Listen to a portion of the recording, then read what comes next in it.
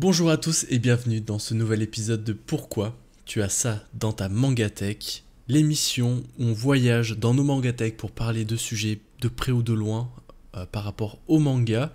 Tu le sais, cette émission elle ne se fait jamais seule, franchement, elle se fait jamais seule, heureusement, et je suis aujourd'hui accompagné, en bonne compagnie en fait, je suis vraiment en bonne compagnie, je suis sur un habitué de la chaîne puisqu'on l'a déjà vu à quelques reprises quand même, hein, dont un feat légendaire sur les meilleures éditions de manga. Hein. Si t'as pas vu la vidéo, elle sera en description. Aujourd'hui, je suis avec Manga Badass. Comment vas-tu? Salut, tout va bien. Nickel, ça va? Alors, bon, franchement, quand j'ai élaboré ce format, pourquoi tu as ça dans ta mangatech, et que je me suis dit, j'ai fait un peu une liste d'invités, forcément, je me suis dit que t'allais venir dans ce podcast. Pour moi, c'était qu'une question de temps et tout ça. Mais voilà, je suis très content que tu aies accepté l'invitation. Et je suis très content que tu sois là aujourd'hui, Manga Badass. Bah écoute, ça fait plaisir parce que c'est totalement le genre de projet que j'apprécie en fait. Donc j'ai loupé aucun de tes précédents épisodes, aucun de tes intervenants. À chaque fois, j'ai voulu réagir et réagir, mais je me suis dit non, rentre pas dans le jeu. Attends ton tour. Mais oui, je crois que ça avait commencé avec Sheldy ou non, peut-être avec Ed le Fou, je sais plus. C'est ça, c'était avec Ed le Fou. Ensuite, il y a eu Ouais. Authentique. Et après, il y a eu Shadley, ouais. C'est ça, c'est ça. Avec Chedli, Moses Soso, t'as eu qui d'autre? Bah, Inès, dernièrement. Et Inès dernièrement. Puis Voilà, c'est ça. Tada. Et Tada, je me disais bien qu'il y avait Tada. C'est ça, donc Donc voilà. très content de faire partie du crew. Ah bah non, mais c'était obligé. Enfin, t'étais l'une des premières personnes à laquelle j'ai pensé, mais je voulais un peu prendre de court les gens, pas tout de suite inviter les gens avec qui Non, j'étais habitué de faire du contenu. tout Donc à voilà, fait. là, je pense que le timing est bien posé, surtout que bah, t'es quasiment le dernier intervenant de cette première saison, parce que je pense faire une petite pause estivale entre Mhm. juillet et août, c'est pas encore sûr, mais voilà, donc tu viens un peu clôturer cette première saison de pourquoi tu as ça dans ta mangatech. Je Et pense que je vais rappeler... Oui, vas-y. j'espère être à la hauteur. Non, mais c'est même pas une, c'est même pas une question. Ce format est fait pour toi, badass, franchement. C'était pas si facile. Je sais que c'est pas si facile. En plus, tu passes après beaucoup de personnes, donc il y Voilà, a quand même des mangas qui sont passés, des sujets qui sont passés. Mais exactement. je te fais confiance sur ça. Puis bah, d'ailleurs, c'est la bonne perche, je veux dire, pour illustrer le propos de cette émission. Enfin, de quoi est-ce qu'on va parler, comment ça s'illustre. Si tu ne connais pas l'émission, le concept est plutôt simple. J'ai sélectionné 3 mangas dans la mangatech de Manga Badass. Et Manga Badass a fait la même chose, il a sélectionné 3 mangas dans ma mangatech. Avec ces mangas, on a aussi sélectionné des sujets, ça peut être de parler du manga en lui-même, mais ça peut être parler de sujets connexes ou des sujets autour de ces mangas. Et la petite particularité, c'est qu'on ne sait pas ce que l'on a choisi l'un et l'autre. Donc on aura la surprise à chaque fois sur les sujets. Comme ça, nous, on n'est pas du tout préparé, on est pris de court. Et souvent, je me fais alpaguer par mes co-hosts. Et c'est assez drôle. Donc, la plupart du temps, c'est moi qui commence par mon manga, le manga que j'ai choisi. Je propose de ne pas déroger à cette règle et voilà, je vais me lancer avec le premier manga et le premier sujet. Si tu veux bien, badass. Donc c'est moi qui est sur le grill. Allons-y. C'est ça.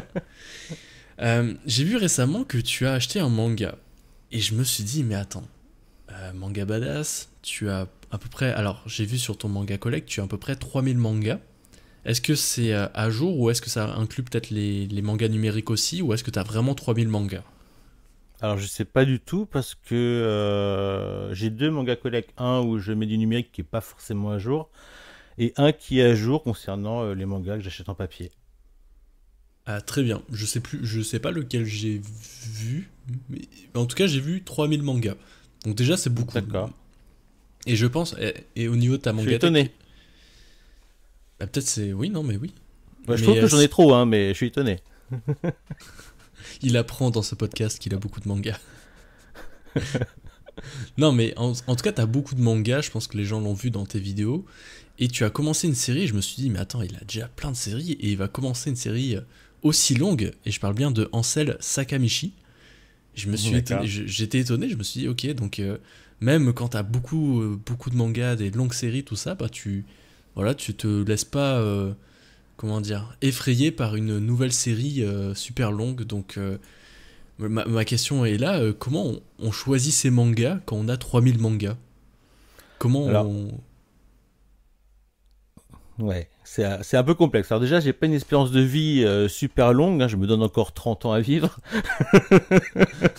Donc effectivement, j'espère que quand je commence Yowamushi Pedal, pardon, bah, j'espère que j'y arriverai à la fin. J'espère aussi. Écoute, je perds pas le nord. Hein. T'as vu, niveau Hajime no Ippo, j'ai commencé dès le début et j'ai rien lâché. Je pense que ce sera la même chose avec Yowamushi. Comment je fonctionne dans le choix de mes séries? Il faut que ce soit vraiment un thème, quelque chose qui me tient à cœur. Et peut-être que je reviendrai vers toi sur ce sujet-là. C'est vrai que les mangas de sport, je trouve que c'est assez incompris en France en tout cas. Pas n'importe quel manga de sport bien évidemment et je trouve que là on a une opportunité qu'il faut absolument pas louper, voilà, même si voilà on peut rediscuter de l'édition, c'est quand même dommage qu'il n'y ait pas de jaquette, ça c'est sûr, c'est dommage qu'ils aient pas proposé par exemple un tome double, histoire de nous donner l'impression que ça pourrait aller plus vite comme on l'a parfois avec Meian, où voilà en une année ils te font 24 tomes. Voilà, la question aussi elle pourrait se répéter sur des séries sur Noévé Graphics. Pourquoi je vais sur des séries chez Noévé Graphics alors qu'en ce moment c'est pas vraiment la maison d'édition qui nous rend serein, quoi. On n'est pas sûr que ça va aller au bout, on n'est pas sûr qu'ils vont pas mettre la clé sous la porte.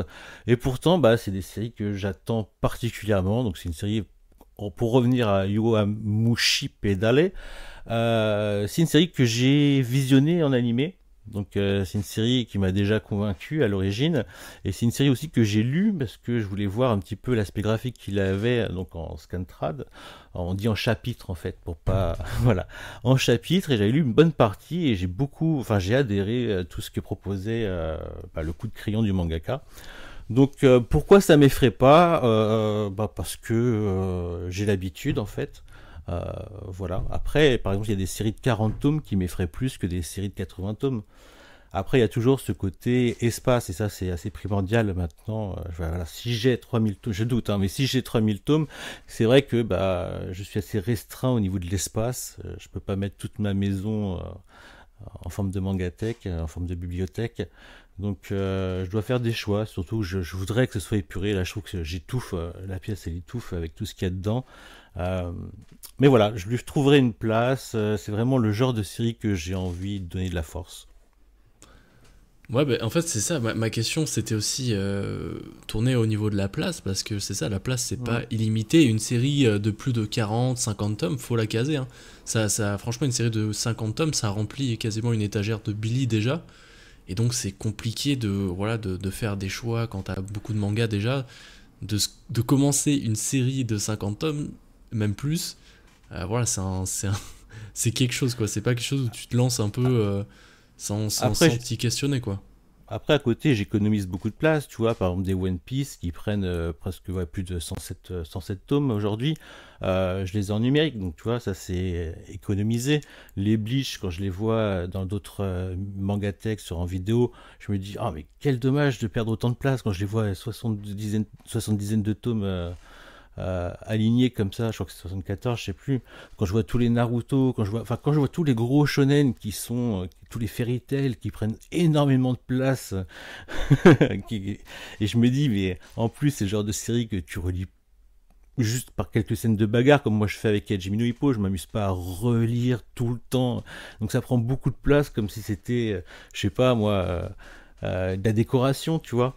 Et à ce moment-là, c'est surtout le choix en fait. C'est soit je la fais en numérique, soit je la fais en version papier. Et déjà pour Yuwa Mushi Pedal, la question se pose pas parce que pour l'instant elle n'est Il n'y pas a pas de disponible numérique. en numérique.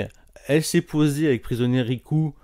J'ai préféré la vendre. Pareil, quand Beastars est arrivé, j'ai préféré la vendre pour les faire en numérique. J'ai vendu il n'y a pas si longtemps mes Gantz première édition parce que je me suis dit que ça y est, maintenant elle est disponible en numérique. Après, voilà, il y a des séries disponibles en numérique comme les Karunugo, bah, non, j'ai pas envie de les vendre. Les Hajime no Ippo, bah, j'ai pas envie de les vendre parce qu'elles ont quand même une certaine valeur par rapport à l'objet, voilà.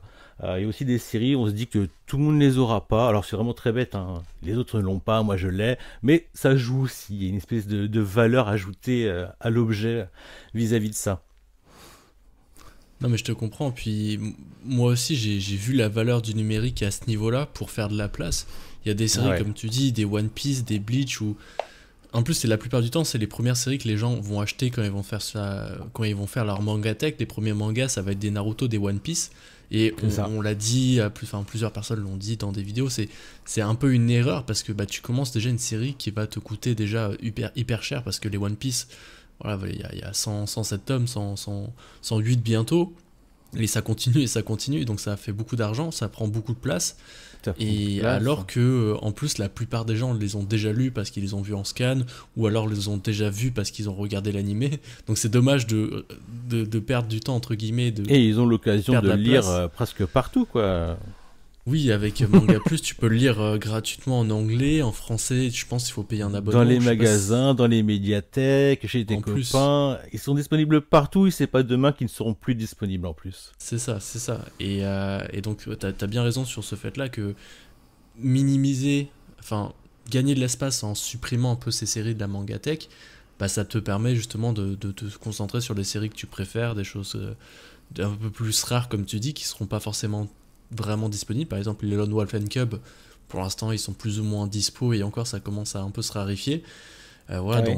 dans 10 ans, bah, en tout cas, moi au Canada, si j'achète pas les tomes quand ils sortent, voilà, 2-3 mois après, ils commencent à se faire rares.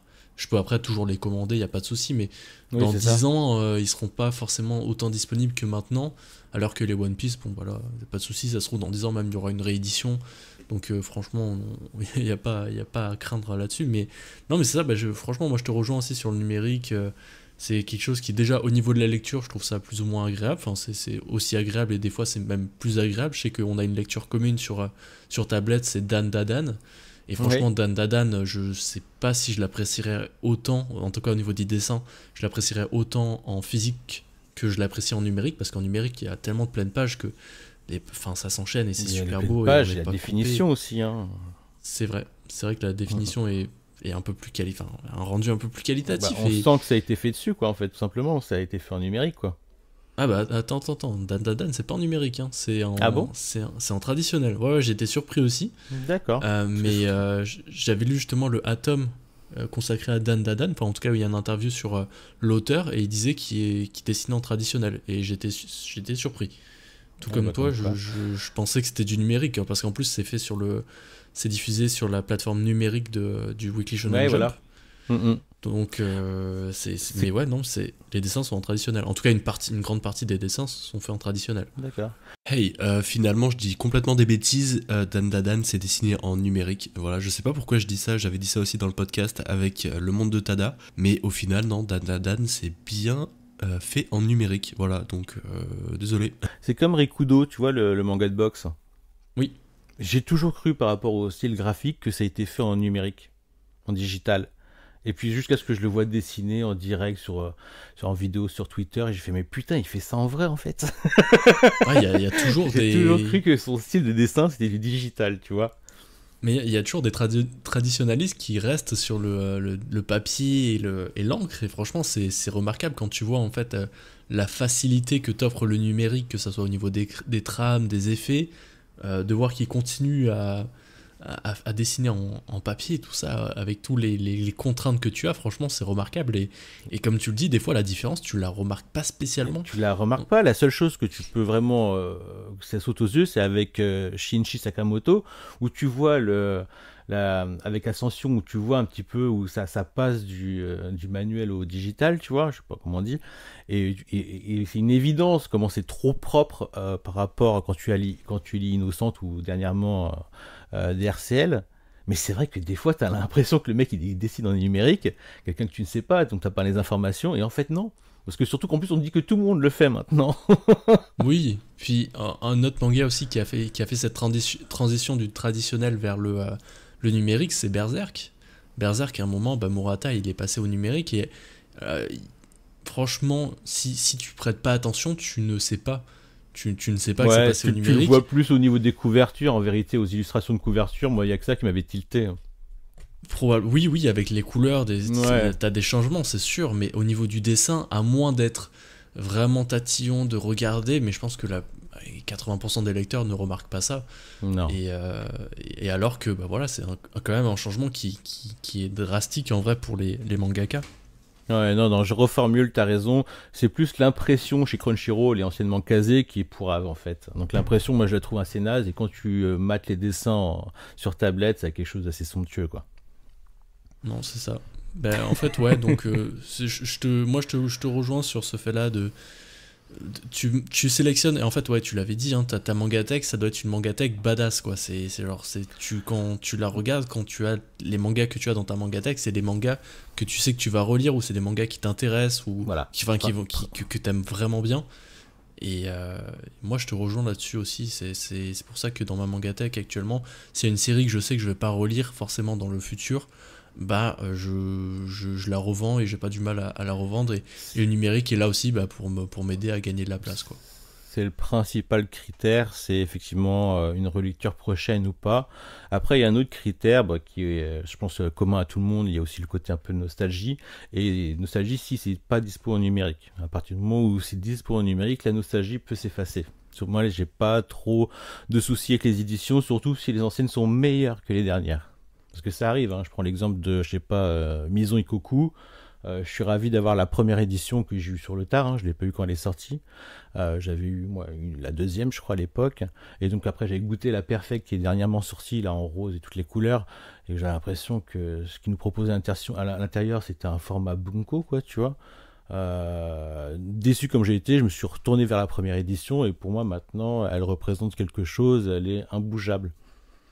C'est comme dernièrement, je me suis reprocuré une série que j'ai revendue, mais il y a fort longtemps maintenant. À une autre époque où j'avais 3000 mangas, où ça prenait beaucoup de place et ça allait même dans les caves, c'était Tokyo Babylon. Donc je suis très content de l'avoir repris et je sais que cette édition, elle va pas bouger, même si je crois que le sens de lecture n'est pas forcément original, je sais plus.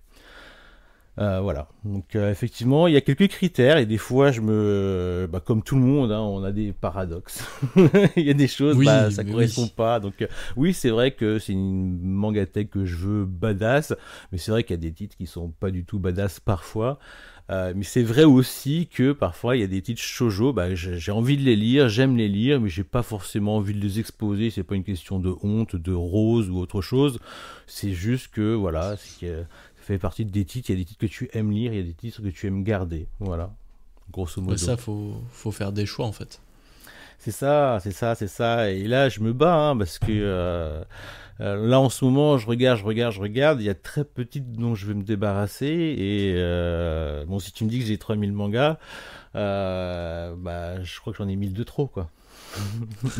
Ouais, bah, rien que pour lire 1000 mangas, admettons que tu lis un manga par jour, 365 jours, il te faut à peu près un peu moins de 2 ans et demi pour lire 1000 mangas. Donc, Et des tu fois, vois, je fais des calculs comme ça, et c'est effrayant. et tu vois, je faute parce qu'en plus, j'ai des versions en numérique et des versions en papier. Donc tu C'est vrai, vois, alors, ouais, je me mets une balle dans le pied, tu vois. toi, t'es le genre d'énergumène qui achète des fois, enfin, qui rachète tous les mangas numériques alors que tu les as déjà lus et que tu les as déjà en papier. Des fois, je Ou t'entends dans tes l'inverse. podcasts. Ou Ou l'inverse, oui, l'inverse. Et c'est ça qui est t'as le tout en pire encore, parce que numérique. là j'ai envie de me racheter les Blue Giant et les Back One Reto, parce qu'en fait c'est vraiment des licences que j'apprécie particulièrement et qu'en fait je regrette bah, de n'avoir que quelques tomes finalement. Parce que j'estime qu'ils mériteraient d'être mis en valeur, mais en vrai c'est con, parce que c'est pour qui quoi, c'est que de l'exposition en fait, tu vois, c'est con, c'est totalement con. Ouais. Et encore, nous, on est créateurs de contenu, donc il y a peut-être un intérêt de montrer les livres en physique, de Ouais, mais je montrer fais même sa plus de mangatech. cadrage dessus. Oui, non, mais en plus, oui, c'est vrai. Mais, mais non, mais ouais, je te rejoins là-dessus. Je te rejoins là-dessus.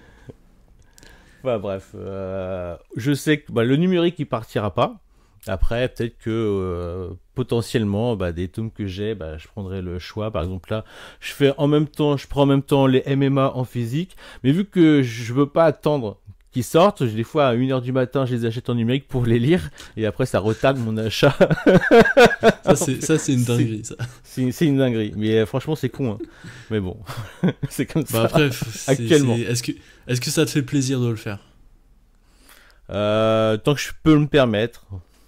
Ouais, mais c'est ça.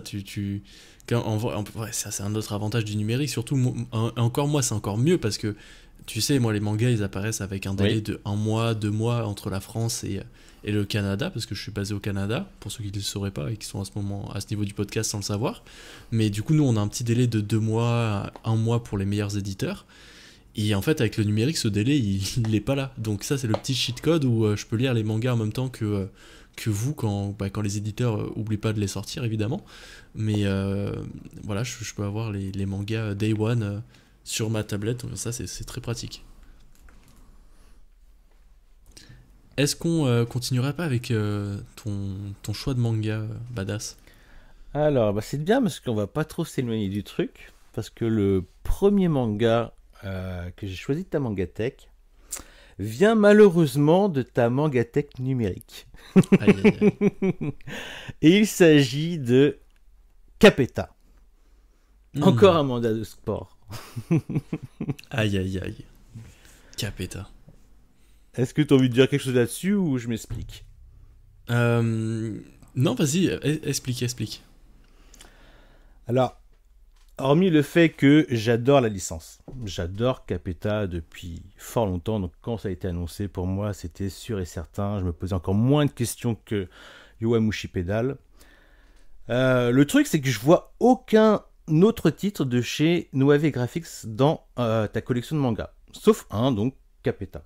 Mais j'en vois aucun, que ce soit en numérique ou en physique, sauf si je me trompe. Tu te trompes pas. C'est normal. Par que contre, tu n'en vois pas. Par contre, j'ai vu que tu n'avais pas le tome 4 de Capeta. Et il est possible que tu ne l'aies jamais. Car a priori, Noave Graphics ont jusqu'à présent abandonné l'exploitation en numérique d'un grand nombre de leurs licences, c'est ce que j'ai remarqué récemment. Donc je ne trouve pas Capeta 4, donc je pense que tu ne trouves pas Capeta 4. Me semble que la dernière fois que j'avais cherché, je l'avais pas vu. Ouais. Donc je pense que tu l'auras jamais. Et moi, ce que je trouve très inquiétant concernant le sort de Noave Graphics à l'avenir. Alors ma première question, c'est comptes-tu racheter Capeta dans sa version papier? C'est ma première question. En priant que Noave Graphics aille au bout, bien sûr. En fait, je me suis fait une... Alors, déjà, très bonne question, très bonne... En plus, je voulais parler de ce sujet, je l'ai un peu mis en bonus au cas où, mais je voulais parler de ce sujet avec toi, parce que toi, j'ai vu que c'était l'inverse, t'avais quelques mangas de Noave Graphics, et en fait, moi, je me suis mis une petite barrière où je me suis dit, non, je n'achète pas de manga de Noave Graphics pour plusieurs raisons. La première raison, c'est que ils publient beaucoup en volume de nouvelles séries, mais au niveau des suites de séries, des tomes, ça suit vraiment pas beaucoup. Ouais, c'est ce qu'on constate, ouais. Ouais, tout le monde l'a un peu soulevé, quoi. C'est pas quelque chose que j'ai découvert moi de mon côté, hein. C'est une critique qui revient souvent. Y a même Léo Brando qui a fait une vidéo sur Twitter récemment où il expliquait un peu... ouais, c'est ça, il montrait un peu toutes les séries qu'ils avaient sorties, enfin, il les visait un petit peu, quoi. Et il disait un peu que, voilà, c'est pour une maison d'édition, sortir des nouveautés, c'est intéressant parce que beaucoup de gens vont acheter des tomes 1 parce que voilà, c'est facile à acheter, c'est ce qui est mis en avant dans les rayons, donc les maisons d'édition ont intérêt à sortir des tomes 1 et on l'a vu que Noave Graphics, ils en ont sorti beaucoup trop des tomes 1 et que par après, la suite de leur série, des fois ça prend du temps. Ils ont annoncé aussi qu'ils allaient faire une sortie, notamment c'était avec des mangas comme Capeta, Copélion ou d'autres mangas qui devaient sortir dans un format un peu différent. Enfin, Copélion est sorti dans un format différent, justement un peu moins cher, mais finalement il est sorti un peu plus cher. Capeta aussi devait être dans cette édition, finalement ils ont changé, il s'est sorti dans un format plus cher. Donc en fait il y a eu beaucoup de promesses, ils sont arrivés un peu comme les Messi. Et au final... Alors, c'est pire qu'Opélion, parce que je crois qu'il est resté dans la zone de prix qu'ils ont annoncé, mais le souci, c'est que ça n'avance pas. Et comme d'autres titres comme ça qui sont assez longs, qui n'avancent pas, En fait, c'est une série qui est presque morte, quoi, parce que bah, il y a eu le Covid, il y a eu l'Ukraine, il y a eu tout ce que tu veux, le papier qui manquait, et donc en fait, ça elle tenait plus la route leur grille de prix par rapport à cette collection-là, c'est ce que je suppose. Je pense que ça les a vraiment foutus dans la merde. Seulement, ils n'ont pas pensé à remonter le prix alors qu'ils montaient les prix des autres. En tout cas, Copélion, c'est mort. Enfin, moi, c'est l'impression que ça donne. J'ai pas vu de titres qui ressortent de Copélion. Ils sont quoi, tome 3, tome 4 depuis 2019, 2020. C'est chaud. Non, c'est ça, il y a eu C'est beaucoup de chaud. promesses, et alors franchement, je Et pense très aussi peu de comme toi. com. Très, très peu de com. Bah, au Noé n'a pas de début, visage. Au début, il y en avait quoi quand ils ont lancé tout ça, et j'ai l'impression que justement là, toute cette crise du papier et des impressions et le prix montant du papier a fait que ça a un peu cassé leur plan, et je pense qu'ils auraient communiqué de façon transparente en disant bon bah finalement la situation quand on a imaginé cette collection versus la situation quand c'est sorti, elle a tellement changé qu'on peut pas suivre, donc on va faire une augmentation de prix et on s'excuse, tout ça. Je pense que les gens ils auraient totalement compris. Mais là, au final, on est un peu dans le flou. Et bah, pour en revenir à Capeta, c'est un manga que j'ai vraiment apprécié, mais fois 1000, quoi. C'est une de mes meilleures lectures, en tout cas au niveau sportif, de l'année 2023. J'adore ce personnage, j'adore en plus je suis pas non plus un fan d'automobile, mais j'aime bien regarder la Formule 1 de temps en temps. Donc un Mhm. manga sur ça, j'aime bien parce que j'ai pas lu d'autres mangas de voitures. J'ai pas lu Initial D ou d'autres choses, même si c'est différent, j'imagine. Mais voilà, c'est un manga qui m'intéresse beaucoup, mais je me suis dit non, j'achète pas du Noévé Graphics parce que tant qu'on n'a pas vraiment de communication, comme tu dis, parce que là pour l'instant c'est assez enfin, c'est assez, c'est des fantômes quoi, ils sont pas là, ils sont pas ici. Donc tant qu'on n'a pas une communication claire, tant qu'on n'a pas un rythme de parution plus logique et plus normal, plus adapté, bah, je n'achèterai pas de manga physique. Donc je me suis mis sur le numérique avec Capeta. Je sais plus sur quelle plateforme je l'ai acheté parce que je crois que sur l'application sur Apple, je la trouvais plus. Enfin, sur le livre de Apple, je trouvais pas. Mais ouais, j'ai trouvé les trois premiers tomes, je les ai lus parce que je voulais en parler en vidéo. Et après, bah, la suite, comme tu as dit, c'est même pas disponible. Donc même là, ils gardent pas leur sérieux. Euh, Bah, je me pose des questions sur la suite. Est-ce que c'est une maison d'édition qui va pas fermer? Parce que bah, ça arrive, hein. Il y a des maisons d'édition qui ont fermé, qui ont mis un peu la clé sous la porte. Je pense à une maison d'édition qui faisait des webtoons, même si c'est un peu différent les webtoons, mais par exemple qui avait annoncé The Boxer, donc ça avait fait toute une communication. Il y a eu le tome 1, tome 2 qui sont sortis, je crois, et puis après, bah, plus rien. Ah oui, c'est vrai. Voilà. Donc, je sais pas, je me méfie tellement. Enfin, je me méfie, c'est pas non plus. Voilà, j'en fais pas un cheval de bataille ou quoi, mais ouais, c'est. En gros, les pratiques font que je boycotte, entre guillemets, les œuvres de cette série.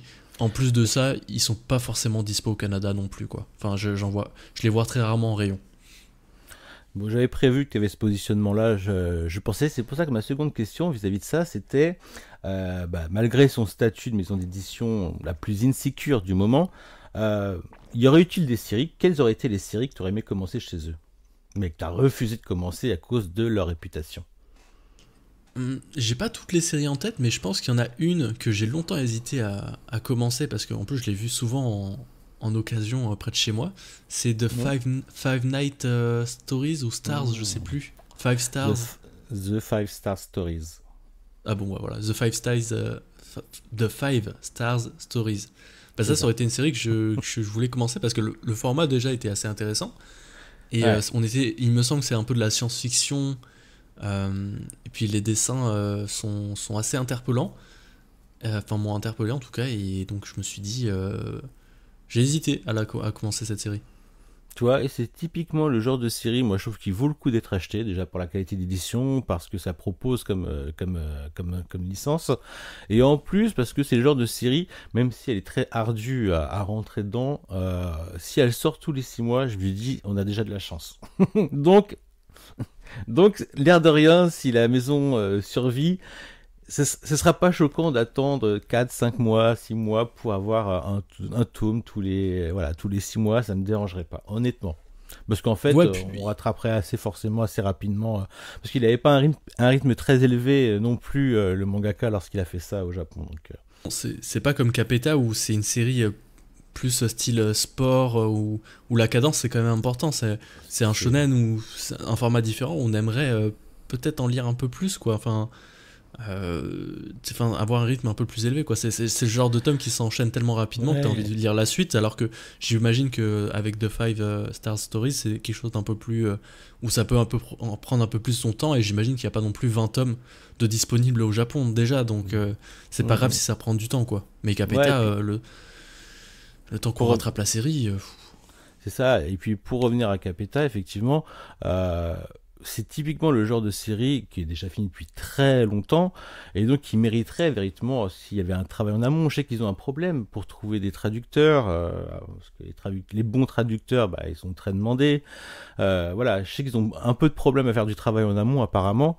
Et le truc, je pense que comme tu as pu l'apprendre avec Léon Brando, mais comme on l'a su aussi avant, c'est qu'ils misent beaucoup sur la nouveauté tome 1 pour avoir voilà, la licence qui pourra nourrir toutes les autres.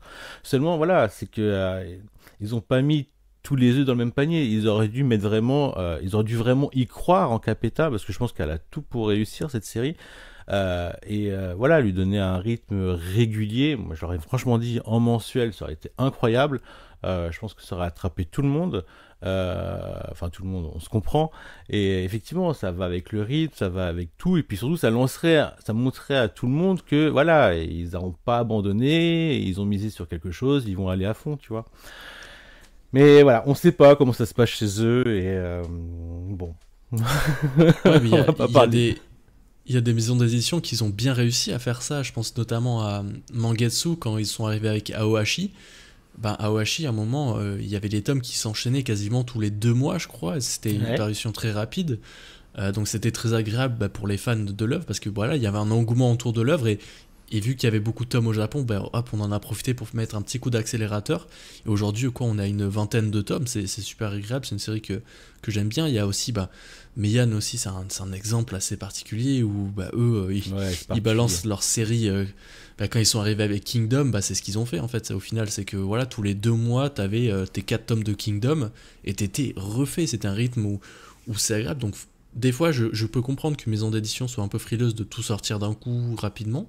Mais on a vu que pour des séries longues, et là on pourrait même reparler de Ansel Sakamichi, je pense que ça peut pas être désagréable d'avoir les tomes de façon régulière pour que les gens n'oublient pas la série, pour que les gens aillent régulièrement en librairie acheter leur série, et voilà, que ça soit pas une série qui tombe aux oubliettes. Mais j'ai peur, moi, que sortir un tome tous les 4 mois, tous les 6 mois, les gens ils vont pas forcément suivre, et que la série elle s'annule au final, ou alors qu'elle prenne 10 ans à sortir alors qu'il y a 20 tomes.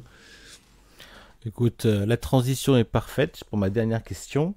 Quel est ton rapport avec les mangas de sport, et vas-tu commencer Yowamushi Pedal? Ansel Sakamichi, pardon. Les mangas de sport, ça a toujours été... j'ai toujours aimé les mangas de sport. Que ce soit en animé ou en manga. Je pense un des animés qui m'a vraiment marqué, c'était Hellchill 21, parce que je l'ai regardé assez jeune et que j'ai adoré. Ensuite j'ai enchaîné par Kuroko Basket. J'ai vu Kuroko Basket avant de lire Slam Dunk, c'est pour dire. Mais donc plus ou moins j'ai toujours eu des séries de sport dans ma mangatech, et j'en ai toujours vu. Donc j'aime beaucoup moi cet esprit de dépassement de soi, de soit talent brut qui s'affine et qui devient très fort, ou soit de gars complètement éclatés qui va s'entraîner, qui va se découvrir des talents cachés, qui va évoluer. Il y a toujours des beaux messages. Tu te rappelles lorsque j'avais mis, je crois que c'était Yowamushi Pedal, je sais plus. Oui. Et j'avais mis une petite photo sur une planche sur Twitter, et direct t'as tilté quoi. T'as tilté en une page, tu comprends la puissance d'un manga de sport. En une page. En une planche, tu comprends que le mec il a un potentiel de ouf, il le sait même pas, il nous dit ça tranquille, paf, et tu vois, ça te renvoie à tous les anciens mangas ou dessins animés ou animés de sport que tu as vu, que tu as lu, et tu vois un petit peu ce système qui fait comment ça rend si excitant en fait. Mais oui, quand c'est ça, quand les autres personnages réalisent la puissance du protagoniste, parce qu'il dit qu'il fait un truc qui paraît très simple. Là, je crois que dans Sakamichi, dans Sakamichi, après j'avais écouté ton podcast, du coup j'ai compris ce qu'il faisait, mais en gros il va à Akihabara, qui est à 30 km de son village, tous les mercredis pour aller chercher ces trucs d'otaku, et alors que c'est en montée, enfin bref, c'est super loin, il le fait régulièrement, il le dit en mode comme s'il allait acheter du pain, puis là tu vois la tête des autres personnages qui est en mode Ouais, choqué, c'est ça. et c'est un archétype qu'on voit souvent dans les mangas de sport pour illustrer un Voilà, peu le fait que c'est pas naturel ce qui se passe, il y a vraiment un truc particulier. Moi ça m'a rappelé Aohashi quand à un moment il explique une phase de jeu sur un tableau, et en fait il place l'air de rien tous les joueurs mais vraiment tous les 11 ouais. joueurs sur le tableau, et là donc t'as tout le monde qui débat tranquillement, qui dit ouais mais non moi j'aurais fait ça, et t'as deux gars dans la classe qui réalisent que attends, là à 70 T'as minutes une ils vue savaient, omniscient. c'est ça, ils savaient à 70 minutes ils pouvaient te replacer tous les joueurs là où ils étaient exactement pour rejouer la scène, enfin tu sais, ça, il y avait des gens ils avaient pas capté ça, mais t'avais deux joueurs qui étaient en mode ok attends, Ashito là c'est pas n'importe qui en fait. Donc Et le truc ouais non qui est c'est fort les dans Russell émotions. Sakamichi, et le truc qui est fort dans Russell Sakamichi, c'est qu'en plus, il est nerfé. Et ça, tu te dis, oh, c'est un peu comme Initial D quand tu vois que son père, il lui met un gobelet plein d'eau, il fait, allez, tu livres le tofu et tu renverses pas le verre. Tu fais, oh putain. Ça ou Capeta. Non, ça c'est dans Initial D. Non mais dans Capeta aussi. Tu sais il est un peu vu Ouais, qu'il il a est complètement sa, nerfé avec son karting, tout à fait, avec c'est Capeta. ça. C'est donc ouais le manga de sport c'est les émotions, puis quand je me suis fait Slam Dunk avec la réédition, l'ancienne réédition, la Stars, ouais c'est comme ça qu'elle s'appelle là, l'édition Mhm. Star de Kana, voilà c'est les émotions Slam Dunk. Je connais peu de personnes qui découvrent Slam Dunk qui sont en mode un peu ok bon bah c'est un manga de basket, rien de plus. Tu sais il y a vraiment des choses, puis c'est même c'est un genre Si tu savais le historique nombre dans le de gens manga. qui m'ont dit ça, si tu savais à une époque le nombre de gens qui sont passés à côté de Slam Dunk. Ouais, mais je peux comprendre si tu lis peut-être un ou deux tomes vite fait, tout ça, mais je pense que quand tu t'y plonges vraiment, puis c'est une lecture incroyable, puis sans compter que le film aussi qui est sorti récemment, qui est aussi un des meilleurs films que j'ai vu en Eh ben, 2023, tu vois, quoi. je Je suis biaisé, persiste à mais dire que la licence Slam Dunk en France, elle est tellement sous-exploitée, mais ah oui. sous-exploitée. Ça parle de très bonnes ventes chez Kana, mais ils te mentent. Si c'était une si bonne vente, qu'est-ce qui s'est passé pendant 10 ans, quoi? Pourquoi pendant 10 ans, la licence, elle est pas là? Ouais, bah Pourquoi ça, c'est une question. il la réimprime plus? Pourquoi ils ont pas proposé la Perfect, enfin la Deluxe, 10 ans plus tôt, avant de proposer la Star Edition qui est plus récente? Ils mentent. Bah, je crois que. Je pense qu'ils Je sont. crois que. Ils avaient signé je crois que le sous-texte de ça, c'est qu'ils avaient. En gros, ils étaient obligés de sortir l'édition Star avant de sortir Oui. la Perfect. Non. Ils étaient obligés Non? de sortir l'édition Start à partir du moment où elle était sortie. Seulement s'il y a plus Oui. de 10 ans qu'ils étaient capables de la proposer. Oui. Et ce qui aurait été parfait, ça aurait été en même temps que Saint Seiya et tout ça. Mais c'est là le problème. C'est que Saint Seiya, il a complètement bidé. Alors que c'est avec Slam Dunk que tu aurais dû commencer, tu vois, Saint Seiya, ça parle certes, mais bon, le graphisme, bah, il déplaît beaucoup. C'est comme si tu mettais Captain Tsubasa là tout de suite en perfect, bah, les gens vont passer à côté. Alors que tu aurais mis Slam Dunk il y a 10 ans, voilà, elle commençait déjà à être difficilement trouvable. La version Takenbon, là, la classique, la orange. Voilà, c'est ce qui aurait dû se passer, tu vois. Bon, ça se passe maintenant, moi je suis très content, tu vois. Mais je pense qu'elle a été sous-exploitée. Elle a été sous-exploitée déjà chez Club Dorothée qui n'a pas pu passer. Je pense on a loupé quelque chose en France. On a loupé une exposition de cet animé en France qui aurait été un truc incroyable, mais on l'a pas eu. Tout, pareil pour Yu Hakusho, mais bon, moi, là on reste sur le manga de sport, on reste sur Slam Dunk. Je pense qu'on l'a eu en manga là, chez Kana, ça c'était génial. Mais je pense que ça a pas dû. Je pense qu'ils ont pas dû. Je veux dire, voilà, Yu Hakusho a été plus réédité que Slam Dunk, quoi. Réimprimé que Slam Dunk. Oui, puis même, je Euh, pense, même si tu parles à des jeunes, des jeunes allez, de mon âge ou même un peu avant, quoi, en gros la vingtaine ou un peu avant la vingtaine, il y a plus de gens qui connaissent Kuroko Basket exactement. que Slam Dunk, alors que. Enfin, Mais tu sais, mais moi j'hallucine. Hein. À un moment, on me parlait plus de l'école des champions que de Captain Tsubasa, que Olivier Tom. À un moment, et là ça me rend fou ça, mais c'est des générations. Hein. On parle plus du jeu vidéo, mais qui est devenu un dessin animé, là, Eleven, Inzuma Eleven. Oui. Genre c'est mieux que un tel et un tel. Je me dis, mais voilà, c'est une autre génération, ça n'a pas les mêmes machins. Pour moi, c'est une folie, tu vois, qu'on ait mis Captain Tsubasa au rebut. Tu vois, par exemple, tu me dis que tu as grandi avec Echelle 21, mais pour moi, Echelle 21, c'est Captain Tsubasa.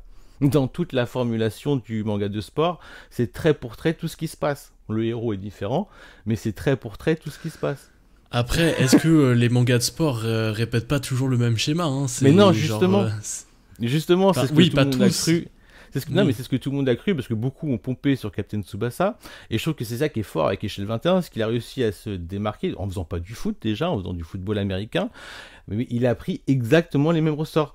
Et c'est pour ça qu'on a l'impression que c'est toujours pareil. Tu prends Captain Tsubasa et Échelle 21, t'as l'impression qu'il s'est rien passé d'autre. Mais c'est faux. C'est ça qui est assez grandiose et c'est là que c'est assez méconnu en France. C'est qu'il y a énormément de mangas de sport qui sont totalement différents. Tu prends Initial D, un jeu c'est un truc automobile. Ça a totalement rien à voir. Tu prends Hachimi no Hippo, ça a totalement rien à voir. Je sais pas, je sais pas quel prendre comme autre exemple. Après voilà, t'as aussi toutes ces formations aussi de boys band. Tu prends Prince of Tennis, ça a rien à voir, tu vois. Mais pourtant voilà, je pense que entre Captain Tsubasa et HL21, les gens ils savent pas ce qui s'est passé, il s'est rien passé et je pense que les maisons d'édition aussi, ils ont peut-être eu des revers de médailles, enfin ils ont eu peut-être quelque chose qui sont mal passés dans la vente des mangas de sport et pour eux aussi j'ai l'impression que ça fait un grand tremplin. Captain Tsubasa, HL21, Aoashi, enfin Kurokos Basket, IQ, Aoashi, Blue Box et puis voilà quoi. Bah ouais, j'ai l'impression que c'est très aléatoire parce que tu vois, Mangetsu qui arrive avec Shiruran et Aoashi, tu sais, c'est un choix quand même, tu sais, d'arriver avec Aoashi, un manga de sport sur le foot, c'est pas sûr que ça marche. Et au final, c'est une de leurs meilleures réussites. Et puis là, ils vont Ça, on peut arriver pas avec leur un enlever. autre. C'est ça, ils vont arriver avec un autre manga de sport. Et là, franchement, chapeau bas. Mais Ils ont réussi à Ace of viser. Diamonds. Ouais. Et non, ils ont réussi à viser ce qui était très frileux, les maisons d'édition. Bah, voilà, ils avaient une ouverture, elle était risquée, ils ont pris des risques et je leur remercie parce qu'ils ont un peu débridé un petit peu tous les autres maisons d'édition vis-à-vis de ça. Et ça, c'est super, que ce soit pour les samouraïs, que ce soit pour les mangas de sport et même Junji Ito. aujourd'hui. Ouais, les Junji Ito, effectivement, c'est pas négligeable, c'est vrai. Même si la hype est beaucoup descendue maintenant que tout est sorti. Mais oui, c'est pas négligeable, tout à fait. Non, mais Voilà, bon, je t'ai répondu à toutes mes questions vis-à-vis de ce premier manga qui est Capeta, que je recommande à tout le monde, malgré qu'il n'ait que 4 tomes de sortie aujourd'hui. Ah, si vous achetez les 4 tomes, je peux vous dire que vous allez les lire très rapidement. Mais tu vas les acheter. Bah, franchement. Il faut. C'est le genre de manga que tu seras tellement content de relire, c'est le genre de manga que tu seras tellement content de faire partager, et je te parle même pas de ta progéniture. C'est vrai, la relation père-fils, en plus toi ça doit te toucher un peu plus, mais la relation père-fils dans Capeta, elle est extraordinaire, enfin elle est belle quoi. Elle est extraordinaire. Ça change un peu des shonen où le père est inexistant. Oui, mais complètement. Moi, il y a un manga de sport que j'aimerais bien retrouver. Alors, il n'y a pas de nom, hein, mais un thème que j'aimerais bien, c'est le manga de moto. Alors, il y a un Kirin qui est sorti, mais bon, l'édition, tout ça, bah, ça vend pas du rêve. Mais un bon manga de course de moto, oh là là, j'ai envie de voir ça, quoi. Bon, après, franchement, un manga, tu peux le faire sur n'importe quel sujet. C'est pour ça. Il y a comme le jeu de Go. Là, toi, moi, je l'ai pas lu, mais je sais que toi, t'adores Hikaru no Go. Ouais. Bon, tu l'as pas lu sur papier, non, pas encore. Je sais, il faut que. Oui, je sais, il faut. Oh non. Mais c'est un bon exemple c'est un bon exemple de manga où voilà, tu dis sur le jeu de Go, est-ce que ça va être bien, mais au final, c'est un banger quoi. C'est une espèce c'est l'essence même du shonen Hikaru no Go. Il y a un côté ancestral du shonen, il y a un côté genre à l'ancienne, old school, et il y a un côté qui s'approche de la perfection tellement c'est bien fait. C'est vraiment c'est tout en haut quoi. Ah bah oui, non, mais oui, c'est pour ça qu'il est dans ma liste, Mais bah moi je te propose que j'enchaîne parce que là j'ai un sujet assez intéressant. Je te vois que tu es en train d'explorer de nouveaux horizons depuis un moment, de nouveaux horizons de lecture évidemment, on parle que de lecture ici, parce que je le vois, parce que je vois sur ton compte Instagram que tu partages toutes les lectures que tu fais, et puis là dernièrement, alors tu prépares un gros projet qui sera certainement déjà sorti quand ce podcast sera sorti, où tu vas faire une sorte de tier list d'œuvres en tout genre, dont les comics et les bandes dessinées franco-belges et manga aussi, je crois que ça inclut les mangas. C'est ça, bah, c'est dans 2 jours, là, lundi 20 mai, donc vous verrez, ce sera déjà passé. Mais il y aura effectivement un live, donc il y aura aussi une rediffusion certainement, qui durera peut-être 4 heures d'ailleurs, un live où, avec des gars qui ont une culture soit de la BD, soit du comics, soit du manga, on va s'amuser à faire quelque chose qui a été, je crois, jamais fait, parce que c'est un peu con de faire ça en soi, mais on a envie de le faire. C'est de faire une tier list, effectivement, avec des titres, on va dire les meilleurs titres, mais bien sûr, on les connaît pas tous. Hein. Voilà, des titres qu'on estime incontournables de la BD, du comics et du manga. On va tous les mélanger et on va essayer de les classer. C'est Donc, assez casse-gueule. ça, c'est très casse-gueule, là. Ça va être drôle de voir la section commentaires. Mais en fait, voilà, moi, Oui, je je voulais pense. parler. Je voulais amener ça parce que, bah, en plus, t'as changé le nom de ta chaîne récemment. C'est plus Manga Badass, c'est Manga Badass Co. Pour aussi faire allusion aux comics. C'est Et ça. donc, moi, j'avais sélectionné dans ta mangathèque ou dans ta médiathèque, on va dire plutôt, Black Science, qui est un des derniers comics que t'as lu, pour parler en fait un peu de. Le sujet, en fait, à travers ce manga, ça va plus être de parler de ta découverte ou même plutôt redécouverte du monde des comics. Euh, et en fait, savoir, pour toi, là, c'est quoi tes dernières lectures marquantes pour quelqu'un qui lisait beaucoup, beaucoup de mangas et qui est passé un peu plus aux comics? Est-ce qu'il y a des œuvres qui t'ont marqué où tu t'es dit, mais attends, mais pourquoi j'ai pas lu ça avant? Attends, mais comment ça se fait que je connaissais pas ça? Enfin, voilà, je voulais savoir un peu les dernières œuvres marquantes que tu as lues en bande dessinée, comics, Mais alors, voilà, tout simplement. mais en fait, totalement. En fait, le passage du comics, je me le suis toujours refusé. J'ai dit bien refusé. Je n'ai toujours eu envie. J'ai eu une première expérience dans les années 90 parce qu'il n'y avait pas assez de sorties manga, donc j'avais besoin de voir un petit peu, enfin à mon goût, hein, parce qu'en fait il y en avait déjà pas mal à ce moment-là, mais je m'intéressais pas à tout, donc j'ai pioché un petit peu dans les librairies ce que je trouvais en fascicule.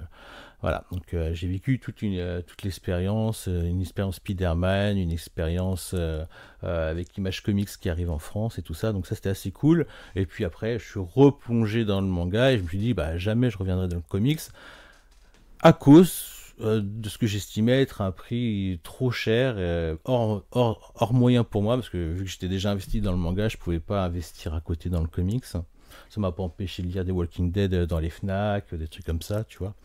Mais voilà, je voyais que les beaux gros bouquins sortaient, les Deluxe sortaient, les intégrales sortaient, et je me dis, bah non, je vais pas mettre 30 balles là-dedans, alors que avec ça, je peux prendre au minimum 3 mangas, si pas 4, tu vois. Et que c'était des mangas prioritaires en plus. Déjà que j'abandonnais des séries en manga parce que je pouvais pas voilà, être partout. Voilà. Donc, et puis là, on est arrivé à une hausse de prix du manga. Je me suis dit, bah, au point où on en est. Je crois que c'est ça le déclic en vérité. Au point où j'en suis. Mais oui, au point où j'en suis. Là, il y a un truc qui me vend à 30 balles et à 30 balles, bah, j'ai un truc, bah écoute, C'est vrai. grand format, couleur, machin, même à 15 balles. En fait, il y a plein de prix différents aussi dans le comics, c'est ça. Ah Et je oui, me suis dit, eh mais c'est ça. Et puis j'avais déjà aussi, au fur et à mesure, bah, avec mon passage au numérique, j'avais eu quelques lectures de Batman, quelques lectures comme ça qui me sont arrivées, comme Batman année 1, comme Un long Halloween et tout ça. Et donc c'est des lectures qui m'avaient vraiment beaucoup plu. Donc j'avais commencé à me prendre, voilà, en plus c'était la période du Covid, donc c'était une période où ils faisaient des prix mais ridicules si c'était pas même donné, tu vois, comme pour les mangas d'ailleurs.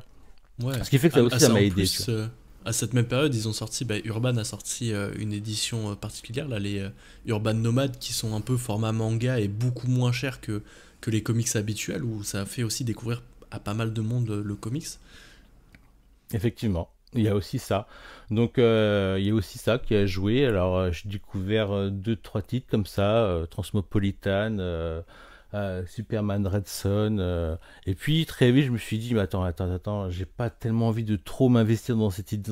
J'aime bien ces petites éditions, parce que déjà, qualité-prix, c'est un truc Ouais, de fou. Ça allait de 5,90 à 7,90 à maximum 9,90 pour des tomes qui sont plus grands que des mangas qui ont. Enfin, c'était hallucinant en sans fait quand tu couleur. regardes le rapport qualité-prix, c'était hallucinant. Et je te parle même pas des trucs à 4,90 qui arrivent à Carrefour ou je sais pas quoi. Enfin, moi, j'avais pas accès à Carrefour.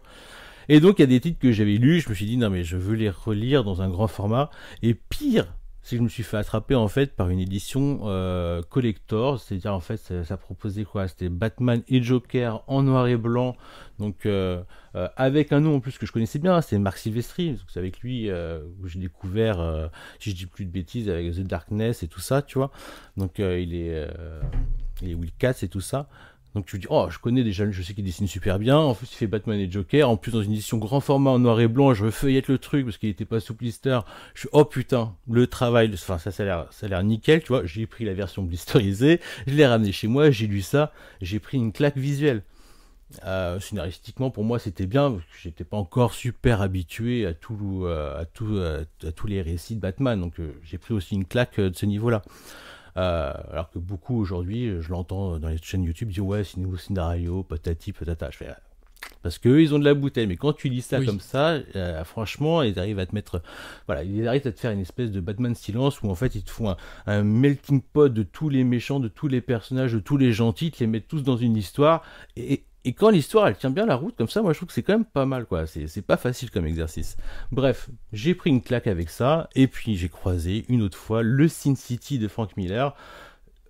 Titre que je connaissais depuis longtemps de nom, titre que j'avais entreaperçu les affiches des films, mais j'avais jamais regardé les films. Et quand j'ai lu le premier tome de Sin City, mais je me suis pris une claque. Mais une claque visuelle. Après, c'était très polar, hein, c'était très cliché la narration, mais avec l'apport graphique, je me suis dit, mais c'est fabuleux, tu vois. Alors, j'avais pris une version normale qui était déjà assez chère. J'ai pris une version pigeon, une version de luxe, prestige, grand format, et je me suis fait toute la collection parce que je suis complètement tombé amoureux de ce que proposait ce comics-là.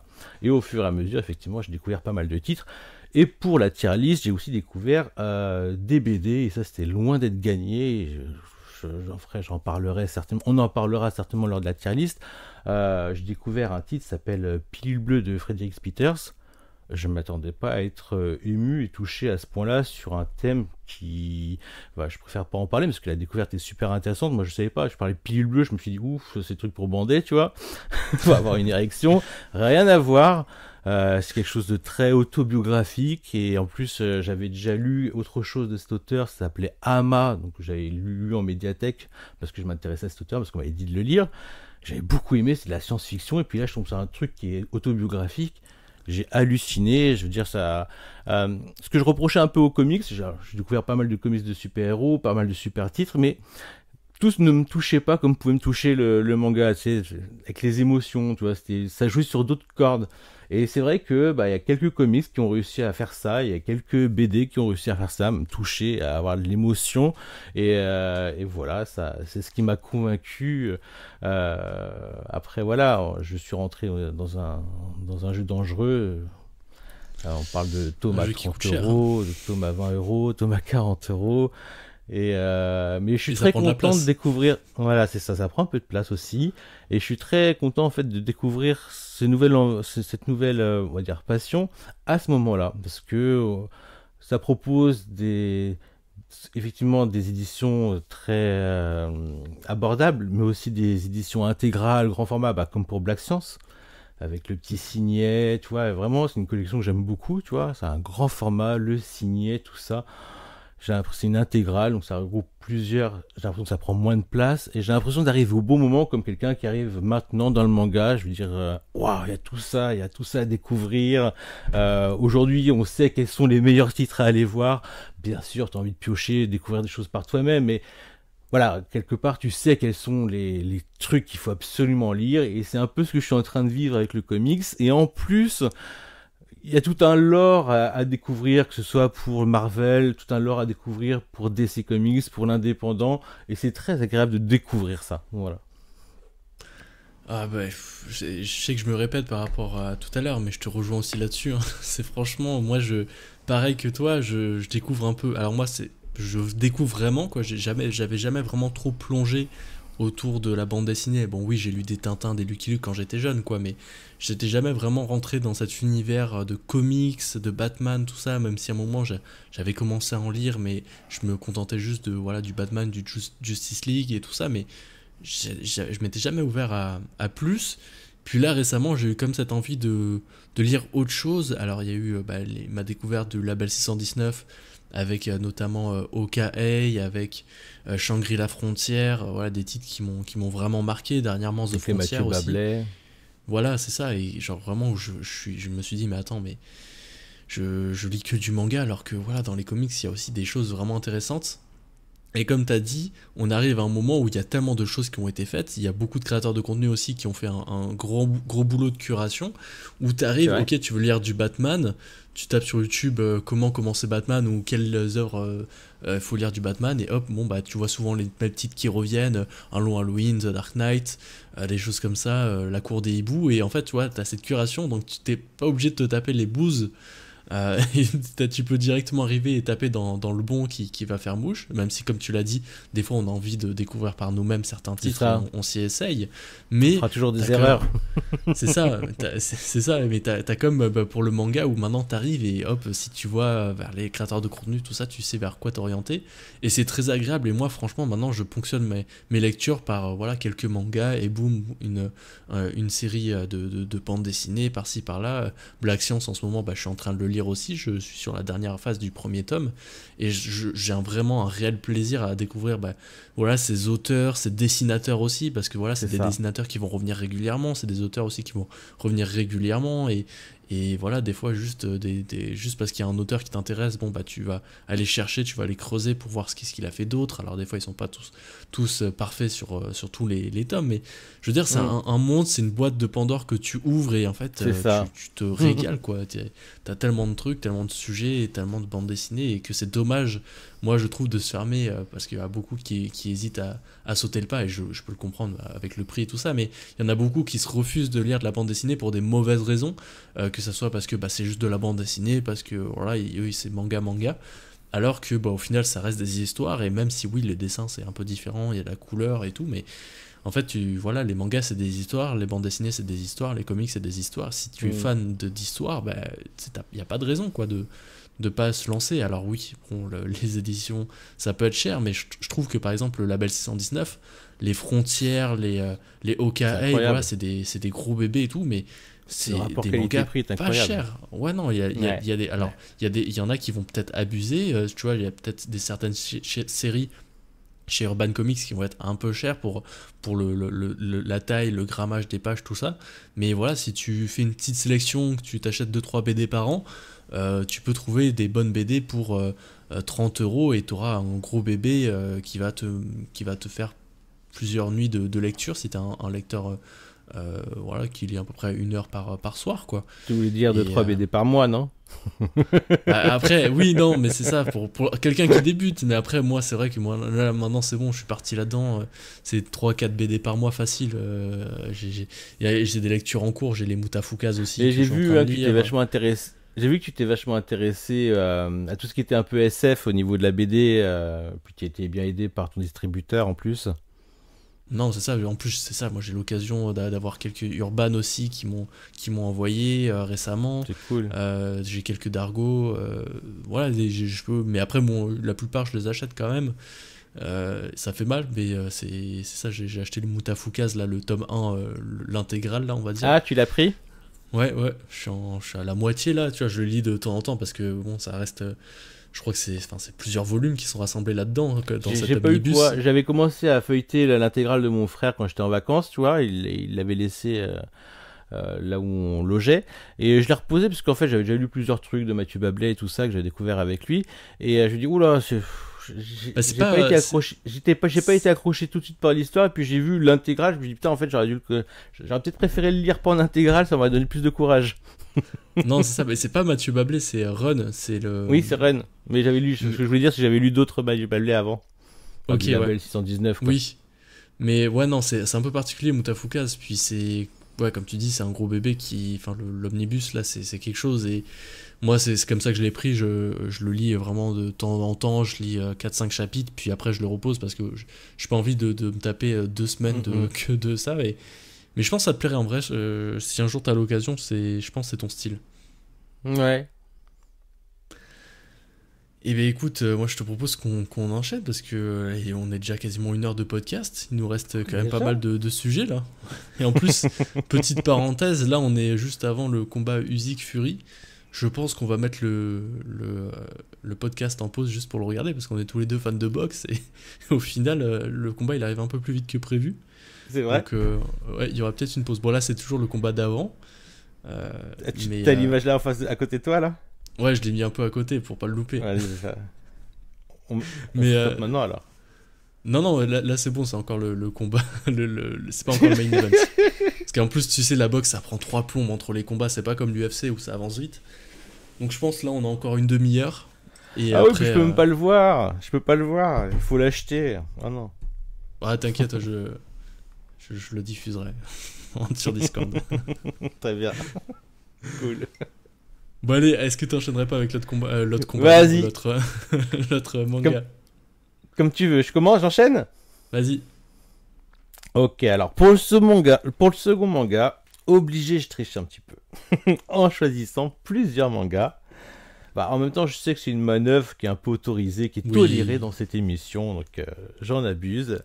Et c'est pourquoi, à défaut de trouver le manga Spiral dans ta collection, je me contenterai de nommer Berserk et Slam Dunk. Alors, je sais pas si tu vois le lien entre ces trois licences. Alors, attends. Spiral, donc de Junjito, Berserk et Slam Dunk. Oui, ok, oui, je... Je t'écoute, sinon après je m'explique. Attends, peut-être. Est-ce que c'est Est-ce que c'est en rapport avec des vidéos que j'ai faites, peut-être? Oui, bien sûr. Ok. Donc peut-être, ouais, parce que Spiral, c'était un des premiers mangas que j'ai fait, un des premiers mangas que j'ai traité en analyse, donc il y a peut-être quelque chose à ce niveau-là. Alors, c'est ça. Alors, à travers ta mangatech, il y a une question toute bête qui m'est venue, c'est quelle est ou quelles sont les licences qui t'identifient le plus auprès du grand public? Je te donnerai un exemple tout bête. Dernièrement, tu as reçu Inès et spontanément, on la raccroche à Fairy Tail et plus généralement à Hiro Mashima, ainsi que dernièrement à Rumiko Takahashi. Mais qu'en est-il de toi? En ce qui concerne ta chaîne, ok, je retiens que tu t'es déjà donné à fond certaines œuvres, que j'ai, d'ailleurs c'est avec Spiral que j'ai découvert tes vidéos, donc une véritable vidéo analyse. J'ai également en mémoire que tu t'es vachement investi sur ta vidéo Berserk. Et puis tu es quand même le mec qui a acheté l'édition Slam Dunk en VO juste pour avoir les covers, enfin pour remplacer les covers de la Star Edition de Kana qui était complètement foireuse. Oh là là. Mais ça c'était au début de ta chaîne, hein, pour ceux qui ne savent pas. Voilà. C'est vrai. Aujourd'hui, qu'en est-il? C'est ça que je voudrais savoir. Quels sont les titres que tu aimerais faire ressortir de ta mangatech? Alors bien sûr, j'ai ma petite idée sur quelques titres, Kingdom, Vinland Saga, mais c'est toi que je veux entendre parler. Vers quelle licence de ta mangatech ou vers quels auteurs aimerais-tu être relié? Toi, en tant que en tant que lecteur, entre guillemets. J'ai bien ma petite idée, comme je t'ai dit, mais vas-y, je t'en prie. Ouais, bah en fait, je vais prendre à contre-pied de la question. En fait, avant de répondre vraiment à la question, je vais déjà répondre ce que les gens, eux, à quel manga ils me rattachent en fait. Parce Oui, que c'est par plus exemple. ça, parce que moi par exemple, j'ai peut-être une volonté de me rattacher à tel ou tel manga, peut-être involontaire ou naturel, mais comment ça s'appelle, les viewers, c'est plutôt eux qui vont pouvoir confirmer cela. Et en fait, moi j'avais fait des sondages régulièrement sur Instagram. Et je demandais quel manga vous avez acheté suite à mes recommandations. Et le manga qui revenait tout le temps, c'était, en plus grand nombre, c'était Kingdom. Kingdom revenait souvent, et ce qui est drôle, c'est qu'il n'y a jamais eu une grosse vidéo Kingdom sur la chaîne, quoi. J'en ai parlé via des lectures, via des achats manga, via peut-être des tops, mais j'ai jamais fait une vidéo unique sur Kingdom. Ce que j'ai toujours voulu faire à un moment, je voulais faire une vidéo analyse sur Kingdom et tout, mais voilà, j'ai jamais trouvé vraiment la bonne occasion et la bonne orientation. Le bon angle. C'est ça, sans que ça soit déjà traité ou de faire quelque chose un peu particulier. Et pour que ça marche aussi, quoi, parce que c'est du boulot, et si la vidéo elle sort, elle fait 3000 vues, à mon échelle, ça m'embête un peu, quoi. Alors après, c'est le genre de vidéo. Après, c'est le genre de vidéo qui vit après. Oui, c'est ça, c'est des vidéos qui vivent sur le long terme et tout, mais tu vois, par exemple, des vidéos comme comme Spiral, quoi, elle doit avoir 5000 vues sur 3 ans, tu sais, genre, aujourd'hui je sors une vidéo bilan lecture, elle fait à peu près 4000 5000 vues, quoi. Hmm. Donc ça peut dépendre un peu. Mais pour Ouais. revenir au sujet, bah, beaucoup Kingdom, du Gannibal aussi, ça revenait. Mais moi, si je devais me... Alors la question c'est quel manga j'aimerais qu'on me rattache, enfin à quel manga j'aimerais qu'on me rattache si on pense à par exemple un viewer, on pense à Hmm. C'est ça. ben, en réalité oui évidemment Kingdom peut venir dans la discussion mais en vrai j'aimerais bien que dans quelques temps quand on parle d'un viewer on parle aussi de son webtoon qui sortira peut-être un jour de, Je t'en prie, par exemple. de, de ce que je suis en train de produire un peu à côté, qui voilà, ce petit webtoon, c'est pas forcément un secret, j'en ai parlé quelques fois sur la chaîne, mais Il me semble, ouais. ouais, comme je suis en train de faire ma propre histoire, voilà, j'aimerais bien moi, me rattacher à quelque chose que j'ai fait, parce que nous, les créateurs de contenu, en fait, on existe, enfin, créateurs de contenu manga et autres, on n'existerait pas si les auteurs se casseraient pas la tête et le dos à sortir des œuvres pour qu'on en parle. Voilà, si demain il n'y a plus de manga, il n'y a plus d'histoire, bon bah la chaîne, qu'est-ce qu'elle devient quoi. Donc on est un peu des, comment dire, sans que ça soit vu d'une mauvaise façon, mais Des vautours. ouais, c'est ça, enfin on est, ouais, un peu, enfin en fait c'est ça, Des c'est sans charognards. manga, bah oui non mais c'est ça, Oui, mais ça sans existe cette déjà, il y en viande. aura toujours. C'est comme les catalogues en France, je dirais, il est plein, on pourrait pas avoir de nouveautés pendant un an qu'on aurait de quoi lire. Ça, c'est pas le problème en vérité. Non, c'est ça, mais tout ça pour dire qu'on est vraiment tributaire d'œuvres et tout ça, et moi j'aimerais bien justement passer un peu de l'autre côté et me Mhm. challenger un peu sur, voilà, sur la création d'œuvres et qu'on me rattache plus tard dans bah, ce que j'ai fait moi, et voilà, c'est plus à ça que j'ai envie qu'on me rattache. Après, comme je te Et l'ai alors, dit, ça avance bien? c'est vrai que ça fait longtemps que j'ai pas fait d'update, ça avance bien, ça avance, il y a un moment où je t'aurais pas répondu que c'était bien, mais là je dois dire qu'il y a des choses qui sont un peu améliorées, et pour lâcher une petite exclusivité au niveau du dessin, on est sur le 5e chapitre, et au niveau du scénario, enfin de l'écriture, moi j'attaque le 8e chapitre, et sur un webtoon qui comptera, je l'espère, entre euh, 18 et 25 chapitres. Donc voilà, on est un peu moins de la moitié, mais d'ici de la fin de l'année, on vise 10 chapitres. Et Et voilà, tout sera dévoilé en temps et en heure. Il n'y a pas de. Je dévoilerai pas. Enfin, j'ai pas envie de on tomber sait, sur un. on Sur sait pas pour la distribution, la diffusion, comment ça va se passer. Tu vas le mettre directement sur un site ou tu veux voir avec un éditeur français? sur un site, j'éviterai parce que j'aimerais bien que ce soit disponible aussi pour des gens qui me connaissent pas, et j'ai peur que si je le mets sur un site qui est que les gens qui me connaissent qui le lisent, et alors que bah, peut-être l'esprit aussi ce serait qu'il y ait d'autres personnes qui me connaissent pas du Ah tout non, qui quand je dis découvrent un le. site, je parle d'appli Webtoon. Ah oui, oui, bah ouais, l'idée ce serait sûrement une appli webtoon connue, voire la plus connue, ou mais c'est ça. Il y a pas, franchement, c'est pas encore un truc que je réfléchis à 100%. Enfin, je réfléchis un petit peu quand même au niveau de la stratégie, Mhm, mais bien sûr. c'est pas quelque chose où encore j'ai contacté des gens et tout ça quoi. C'est vraiment juste voilà, j'ai Voilà. des idées. Là, déjà, vous faites le boulot en amont d'abord. C'est ça. C'est un peu particulier parce que normalement le webtoon c'est voilà, t'as un projet et après tu fais un épisode par semaine tout ça. Vu que là on est sur quelque chose d'un peu plus comment dire d'un peu plus enfin pas authentique mais d'un peu plus qui prend un peu plus de temps, un peu plus qualitatif, c'est sûr qu'on fera jamais un chapitre par semaine, donc on prend notre temps et quand on sera prêt, on sortira tout quoi. Alors, petite J- question, parce que bien sûr, ça appelle des questions, la curiosité. Comment ça se passe? Tu rémunères le dessinateur? Comment ça se passe entre vous deux?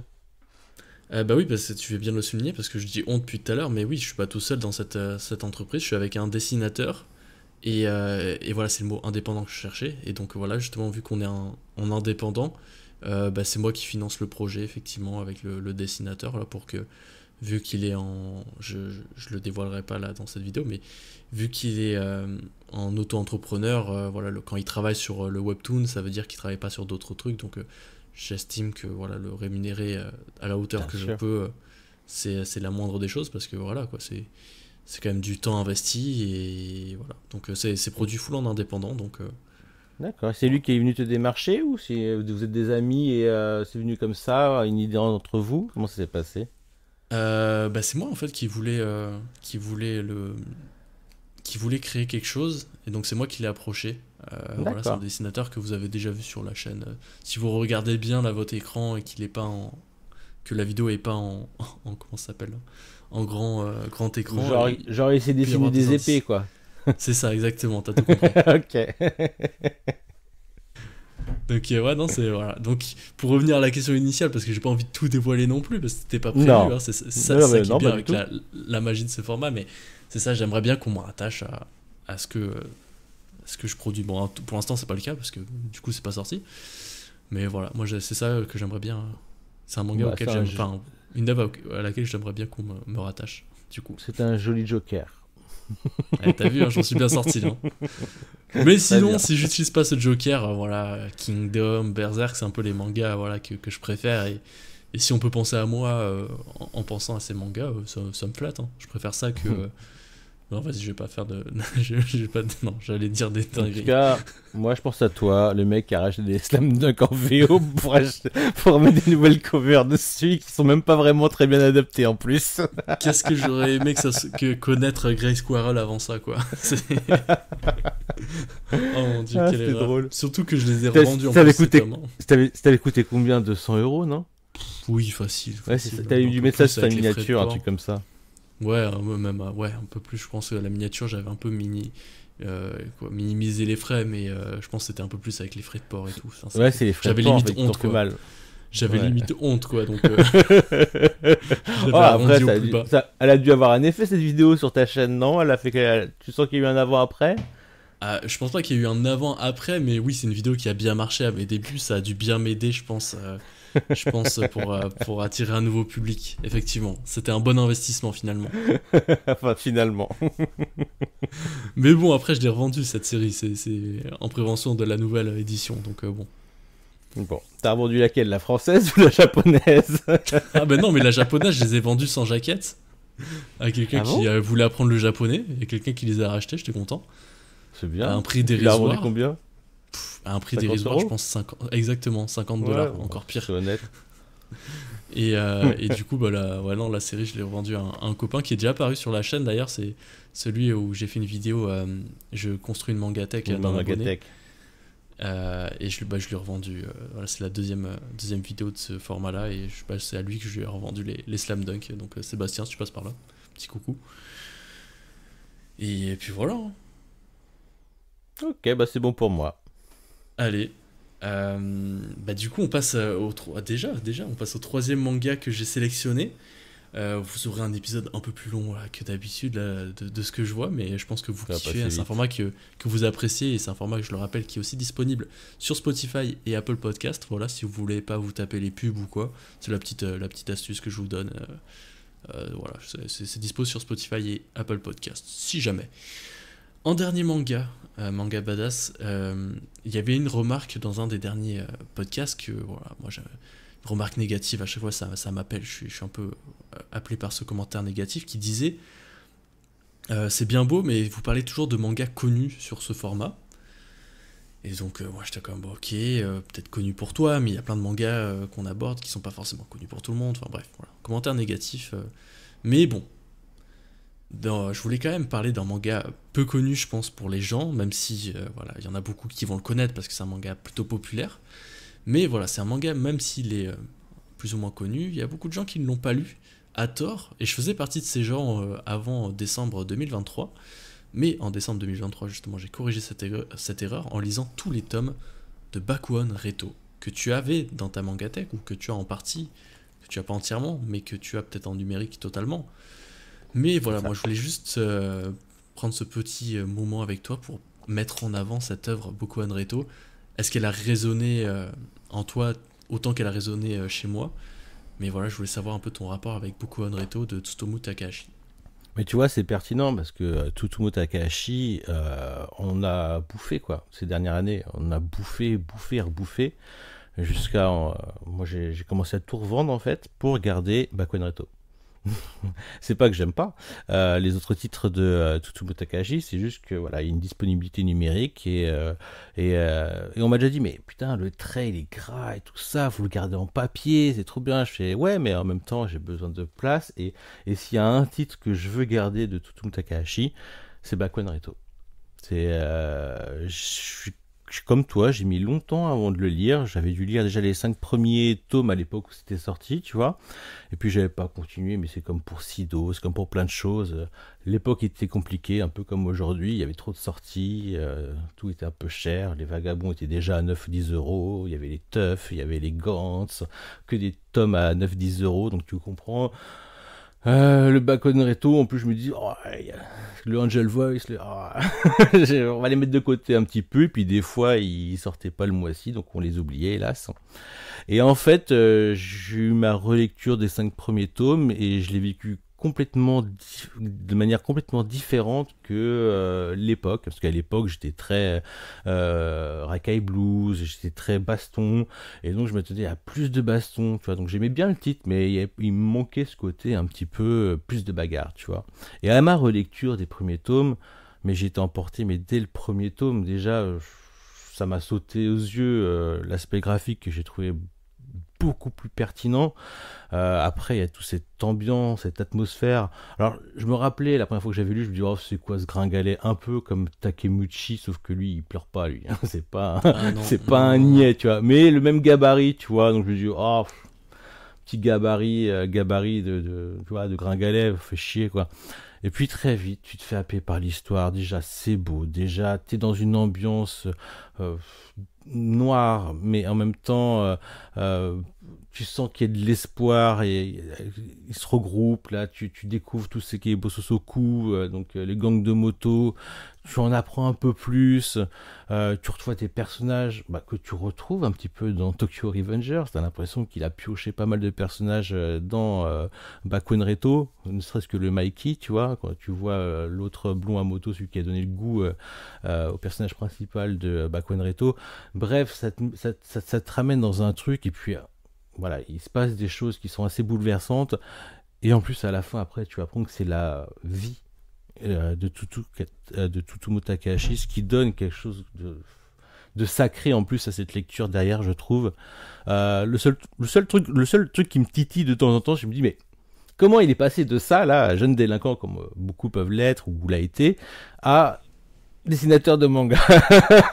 Qu'est-ce qui s'est passé entre toi? J'aimerais bien qu'un jour, tu vois, il y a ce petit chaînon manquant qui fait que tu vois, le rebelle qui passe au manga, tu vois, j'adorerais ça. Il y a aucun indice en plus dans dans tout Bakuen Reto qui appelle à cette passion plus tard, quoi. Donc c'est non, il a jamais pris soin de ses mains, il a mis des golden et de la baston, hein.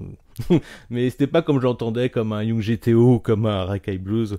Et en fait, justement, c'est tellement mieux fait en vérité dans cette approche. En fait, c'est pas shonen du tout, quoi. C'est pas un truc qu'on va te régulier, qu'on va te donner ta dose chaque semaine. C'est quelque chose vraiment, c'est un vrai manga d'auteur et c'est ça que j'adore. Manga d'auteur, on le prend comme on veut le prendre, hein, tout est des mangas d'auteur, mais voilà, on sent qu'il a mis de sa personne officiellement, quoi. C'est une lecture marquante, quoi. Genre, je pense pas que tu peux ressortir de Bakuen Reto indifférent sur plein d'aspects. Moi, tu sais, il y a une scène où à un moment il y a un accident où il va perdre 2 de ses compagnons. Cette scène, la façon dont les corps sont posés, la façon dont c'est disposé, la façon dont c'est brutalement amené, tu sens le vécu. Et en fait, quand tu sais justement que c'est une histoire qu'il a vécue et qui s'en est inspiré, tu comprends encore plus la portée de ce dessin et c'est quelque chose qui est vraiment fort. Et ouais, moi franchement c'est une lecture qui m'a marqué. Ouais. Et puis c'est un personnage, donc le protagoniste principal, c'est un personnage que j'aime bien parce qu'il a plein de failles. Tu le vois à un moment avec sa relation avec sa petite copine, tu vois. À un moment il gère, à un moment il gère pas, à un moment ça va presque jusqu'à la violenter, tu vois. Il y a des moments où tu dis waouh. Et pourtant tu restes attaché à lui, tu vois. Tu vois, à un moment, il commence à avoir des gars sous ses ordres, tu vois, parce qu'il gère, voilà, il gère bien quelque part, tu vois. Il a un certain charisme malgré le fait que ce soit une crevette. Et il va gérer les mecs qui sont plus forts. Mais les mecs qui sont plus forts, à un moment, ils se disent, bah, je pourrais prendre ta place. Et tu vois comment, voilà, chacun trouve sa position. Et c'est pareil avec des amis, tu vois. Je veux dire, à un moment, tu auras peut-être un pote qui sera plus grand, plus fort, mais ça n'empêche pas qu'il te respectera ou qu'il ne te respectera pas, on sait pas, on verra. Et c'est vraiment très intéressant tout ce qui se passe dans cette communauté de remplacement, cette famille de remplacement. Et puis voilà, moi j'aime bien aussi ce côté de la jeunesse qui va arriver à sa majorité et soit ils vont rentrer entre guillemets dans le droit chemin en trouvant un travail, soit ils vont continuer à aller dans le côté un peu obscur jusqu'à devenir yakuza ou autre. Et j'aime beaucoup en fait ce chemin. C'est comme si tu allais voir ton CPE et tu avais une orientation à faire, tu vois. J'ai trouvé ça génial.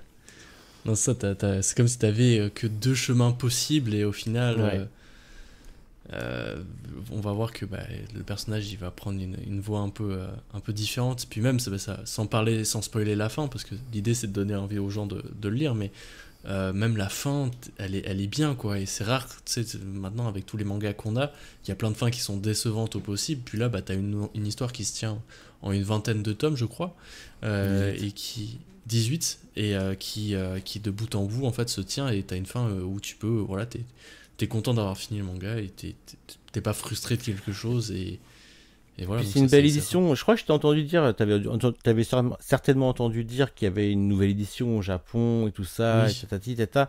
Mais franchement, celle-ci, je trouve qu'elle convient, quoi. Je trouve qu'elle est, puis il y a les pages couleurs, et je trouve qu'elle a la qualité. En plus, oui, c'est ça. Je m'étais emballé en mettant en avant la nouvelle édition au Japon, mais la nouvelle édition elle apporte juste des couvertures intéressantes, mais apparemment c'est ça, on perd les pages couleurs à l'intérieur. Donc au final. Mais il y a aussi des rajouts, d'après ce que m'a dit Léon Brando, il y a aussi des planches qu'il a fait en plus, des petits chapitres qu'il a fait en plus dans celle-ci.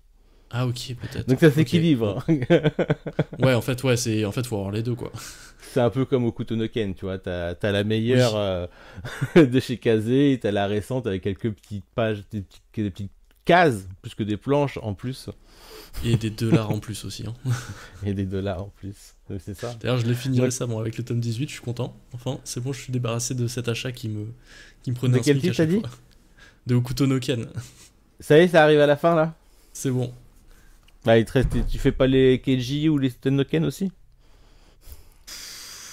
Je sais pas. En fait, j'attends de finir Hokuto no Ken, mais juste le fait qu'ils ont augmenté les prix, les Keiji et les Soten no Ken, ça fait mal. T'es pas à jour dans ta lecture, toi. Hein. J'ai pas voulu aller sur ce chemin-là, mais parce que d'autres y sont déjà allés, mais t'es pas à jour sur ta lecture, à part 2-3 exceptions, genre Vinland Saga et tout ça. Ouais, il y a des séries. Non, mais oui, il y a des séries où je suis un peu à la moitié et tout, mais tu sais, quand t'es créateur de contenu, des fois je passe plus de temps à faire mes vidéos qu'à lire, c'est normal. Je sais. Non, mais oui, il y a plein de trucs où j'aimerais avancer plus vite, mais en plus de ça, je lis des romans à côté, et en plus de ça, je lis des bandes dessinées, donc je me suis foutu dans la merde là, avec les bandes dessinées aussi. Genre là, Black Science, j'aurais pu lire 4-5 mangas de ma pile à lire, au final, avec Black Science, je prends du retard. Oui, mais après, donc, voilà. bande dessinée, ça peut attendre. Tu te sens pas obligé de faire une vidéo dessus. Effectivement, quoi. Effectivement. Mais est-ce que tu auras un autre titre que Bakuen Reto que tu voudrais parler? Ou est-ce que tu as d'autres choses à dire sur Bakuen Reto?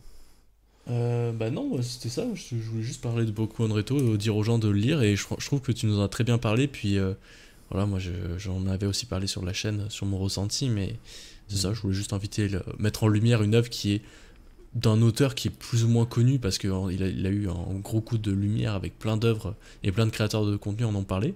Mais c'est vrai que Bakuen Reto, c'est un peu un oublié de toute cette lumière, parce qu'il est sorti il y a un peu plus longtemps.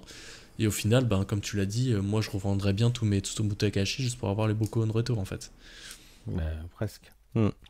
C'est comme c'est ça, en plus Kana, c'est pas la première fois qu'ils font ça, hein. Ils gardent ça fait très longtemps qu'elle est sortie cette série, je pourrais pas vous dire, j'ai peut-être 15 ans, j'en sais rien. Et c'est pareil, quand je vois la série Ushijima, tu vois, je me dis waouh, c'est impressionnant. C'est comme la série Angel Voice, c'est impressionnant. C'est des séries à 40 tomes et ils sont toujours tous disponibles, quoi. Ouais. C'est des séries, franchement, il faut sauter dessus, hein. En ce qui concerne Ushijima, ça c'est une série que j'ose pas faire pour revenir à ta première question, que j'ose pas me faire en intégralité en physique, mais que je fais en numérique. Par contre, je me suis acheté le premier et le dernier. Et Et puis, je sais pas si vous vous rappelez, c'était à l'époque de Angoulême, pas cette année, mais l'année précédente. Oui, le tome 1 Ils était gratuit. offraient le tome 1 de Ushijima. C'est quelque chose de fou. Tu vois ça des fois chez les comics, tu vois, mais tu vois jamais ça. Enfin, moi, j'ai jamais vu Souvent, ça ouais, chez les mangas. souvent, faut acheter le tome 1 et t'as le tome 2, des choses comme ça. Mais là, c'est genre, t'as Oui, acheté le tome. Je crois que t'as acheté Kujo l'implacable, ou ça se trouve, il n'y a même pas de condition d'achat. Et t'as eu il le y a tome pas de 1. En vérité, ils disent ça au début, mais en vérité, Oui, t'allais dans n'importe quel libraire, surtout si tu vas chez ton libraire et ils te leur oui. filaient. Et, tu vois, ils avaient tout ça, ils avaient un carton d'Ushijima hallucinant. En plus, c'est une super édition en plus.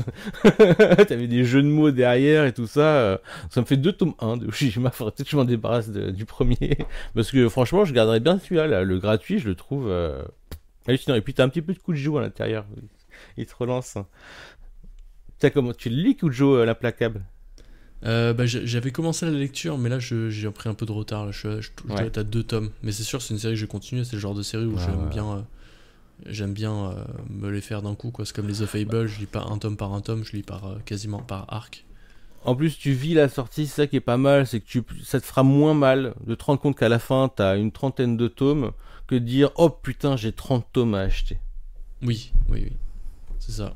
Donc je pense que c'est vraiment une série qu'il faut suivre, Kujo l'implacable, justement pour pas se laisser distancer comme aujourd'hui. Bon, après, il y a aussi, je sais pas si tu vois qui c'est, Monsieur Mangas, il a déconné parce que dans une de ses vidéos, lui, il aime trop spoiler et il m'a spoilé la fin de Shijima, ça m'a fait chier, ça m'a, ça m'a freiné Effectivement, ouais. dans mon acquisition de la série. Ouais, bah la fin de. Ouais, en plus, c'est une série quoi, en 40 tomes. Ouais, je crois 46, je sais Ouais, plus, donc quand tu connais la fin, je comprends que ça fout les boules. tu vois. Après, c'est comme tout, hein, c'est la fin en soi, on peut la deviner, et c'est pas ce qui est le plus important. C'est Oui, non, vraiment toute cette c'est le photographie, chemin, c'est le chemin qui compte, ouais, pas la c'est destination. toute cette photographie un peu, tu vois, un petit peu underground du Japon. Ça, c'est assez génial, quoi. C'est un peu ce que tu retrouves dans les séries comme Tokyo Vice, tu vois. C'est tout ce Japon méconnu, tu vois, cet endroit si calme où on est en sécurité, où en fait il se passe des dingueries, parce qu'en fait l'être humain, voilà, c'est comme pour Bonnie Ouais. Poon Poon, hein, c'est au Japon que ça se passe, Bonnie Poon Poon.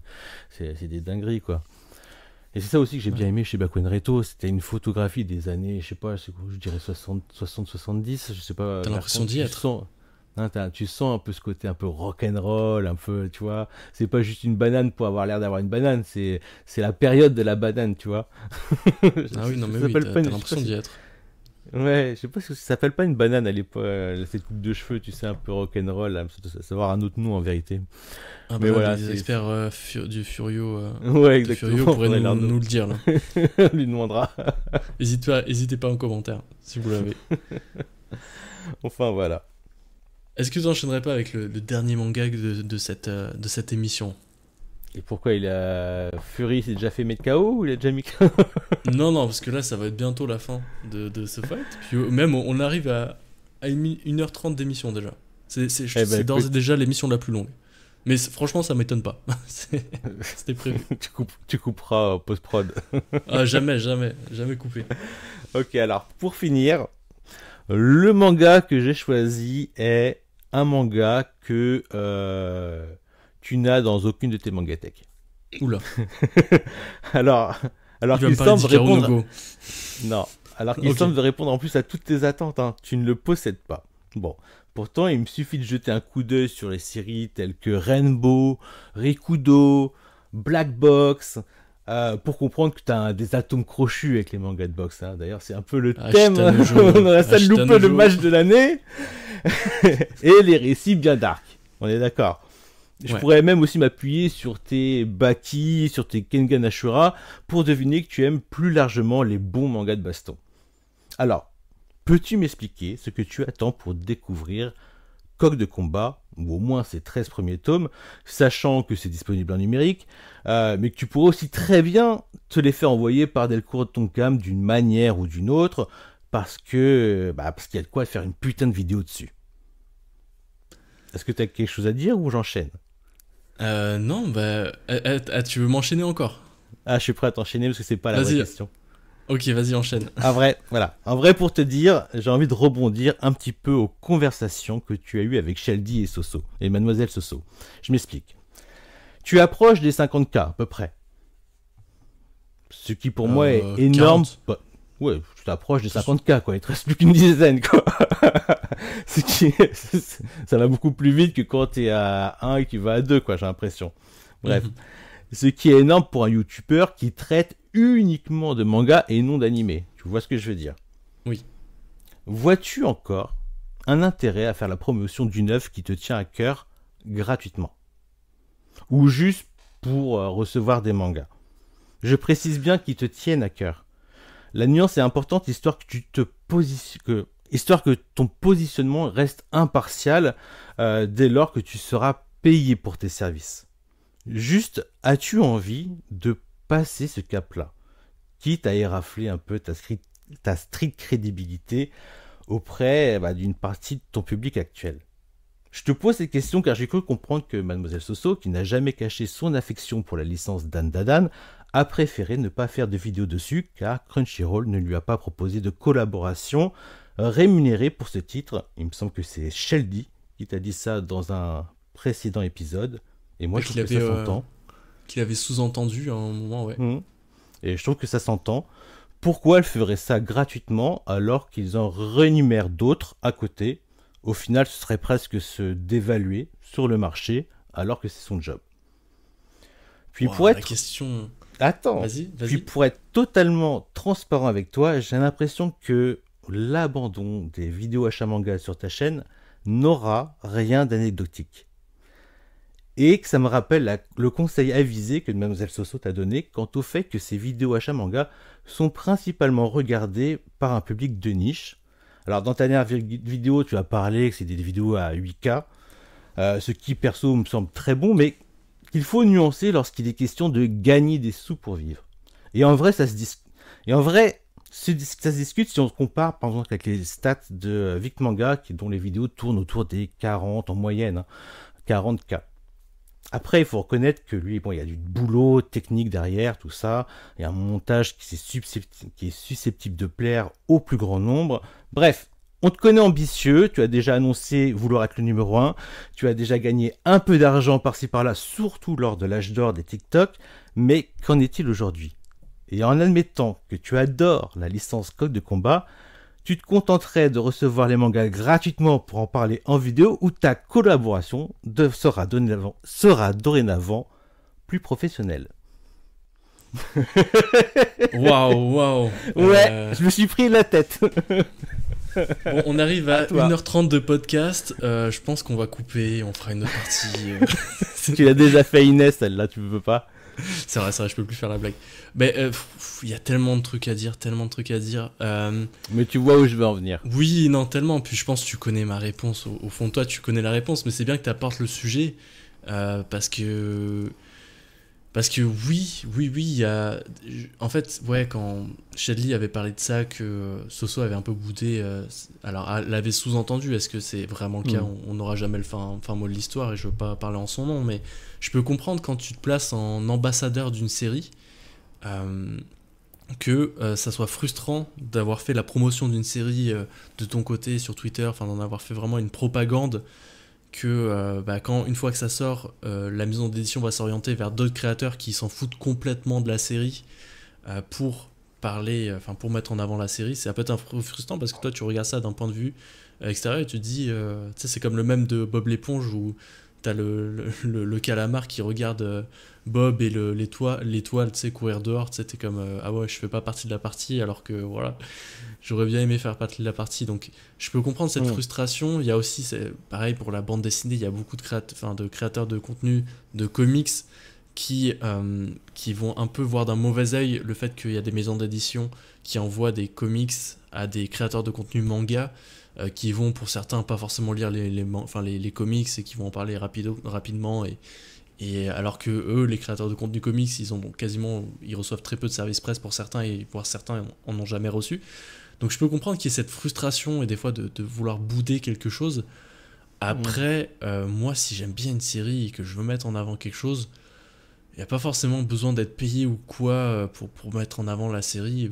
Je pense que le Hippo Manga Challenge, je pense que c'est une bonne... ça a coûté cher même. ça m'a coûté.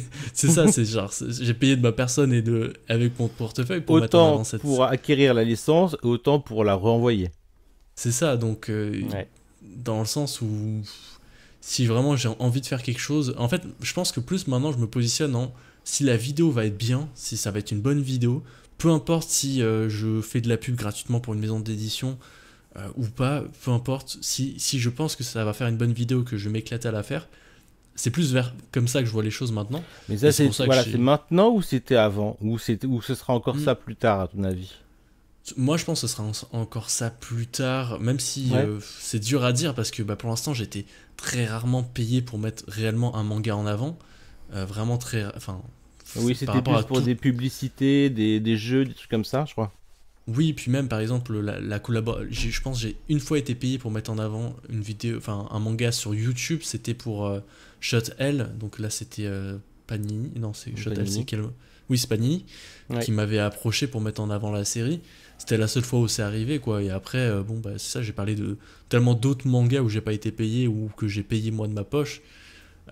Mais je Après, pense on que, peut ouais, comprendre les maisons d'édition. Pourquoi être payé alors que tu vas, bah oui, non, alors mais que c'est tu vas ça, mais parler clairement. d'autres titres. C'est comme Meian, par exemple. Meian, ils nous envoient beaucoup de livres. Ils ont payé des créateurs de contenu pour parler, mais moi, j'ai jamais été payé par Meian, Oui, quoi. tout Alors à que fait. il y a des créateurs de contenu qui ont été payés. Il y a même des. Par exemple, pour Mon Corvo, ils vont faire une série de vidéos Kingdom. Bon, bah, tu vois, on voit que Meian s'est mêlé avec eux pour faire quelque chose. Donc, je pense qu'il y a eu un partenariat monétaire ou il y a eu un truc, en tout cas. Donc.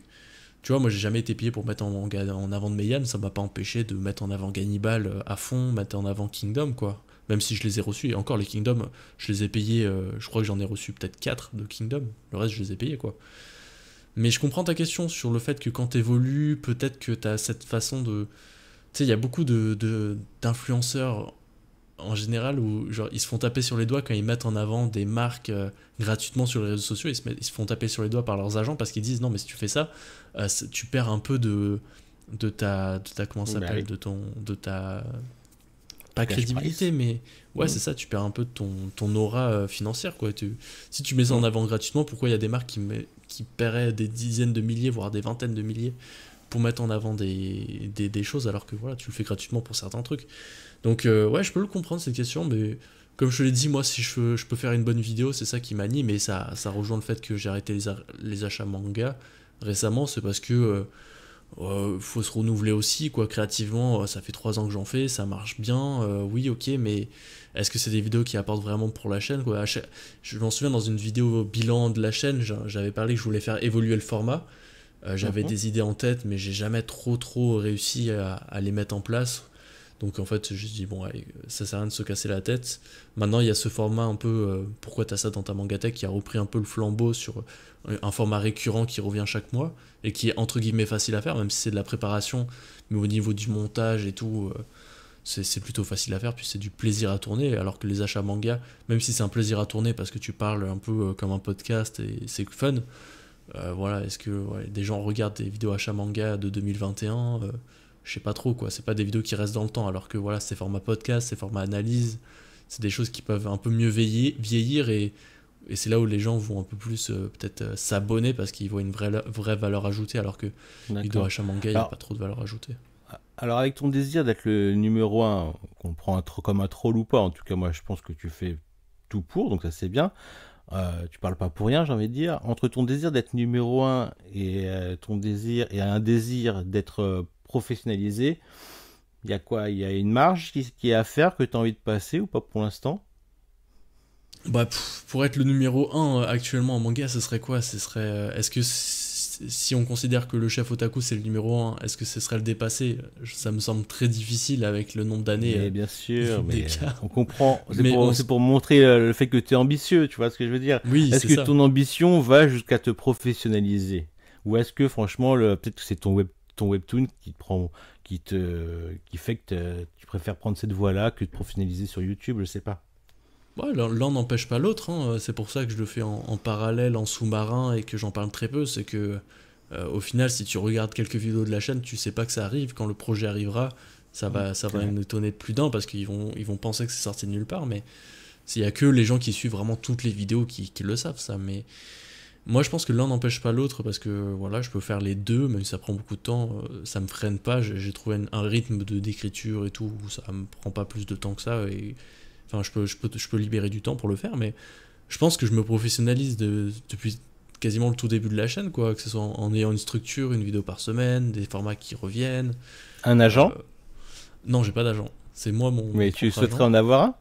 Non, non, franchement, j'aurais un agent que s'il y a vraiment une valeur ajoutée, mais actuellement, c'est moi qui contacte les marques, ou alors c'est les marques qui me contactent et j'arrive à le gérer, hein.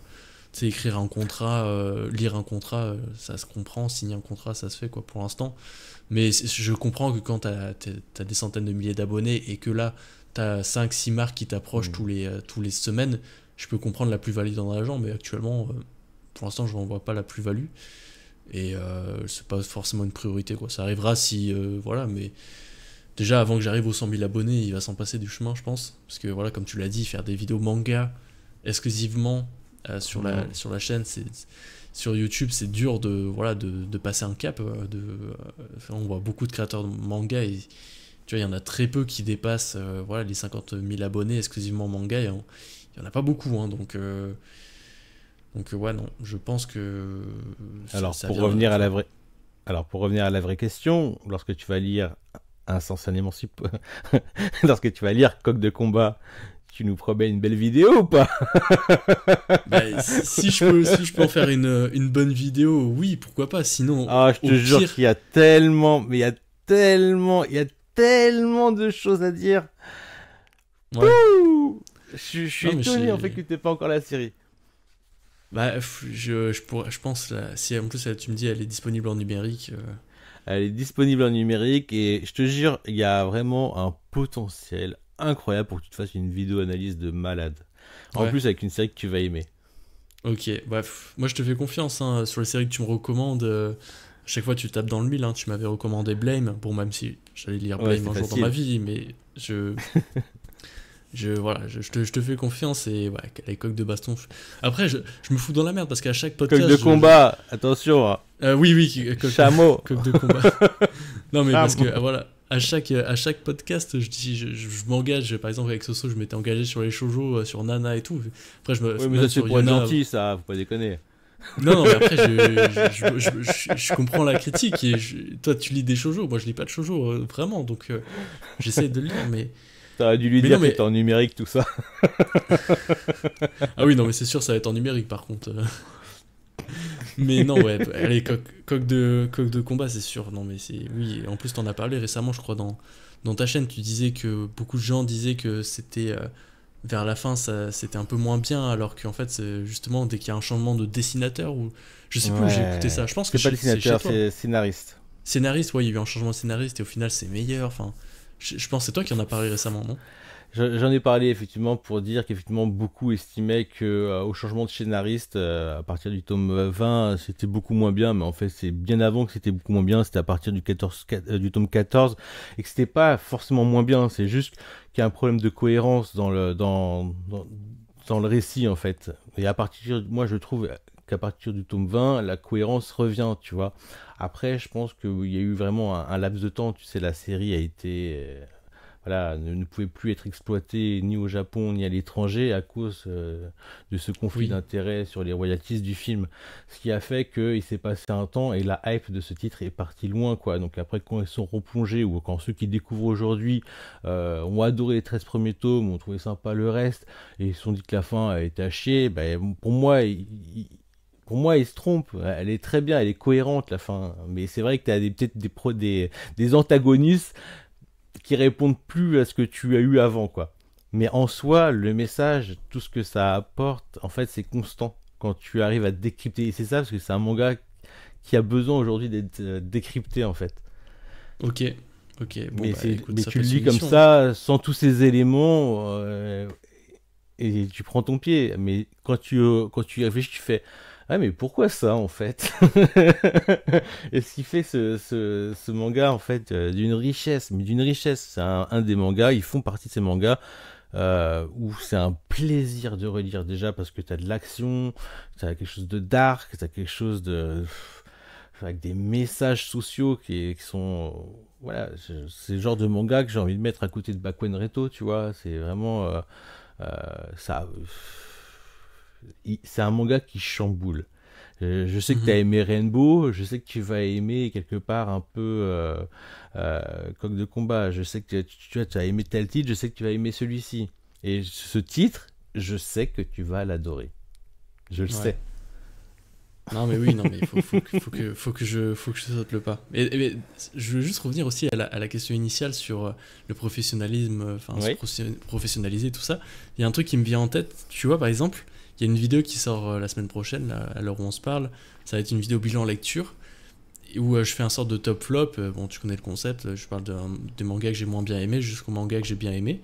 Le Et en fait concept il se tendance. trouvait, c'est ça qui est, voilà, pour parler de lecture manga, et les 3 premiers mangas qui arrivent dans ce top sont des mangas qui viennent de chez Kiun.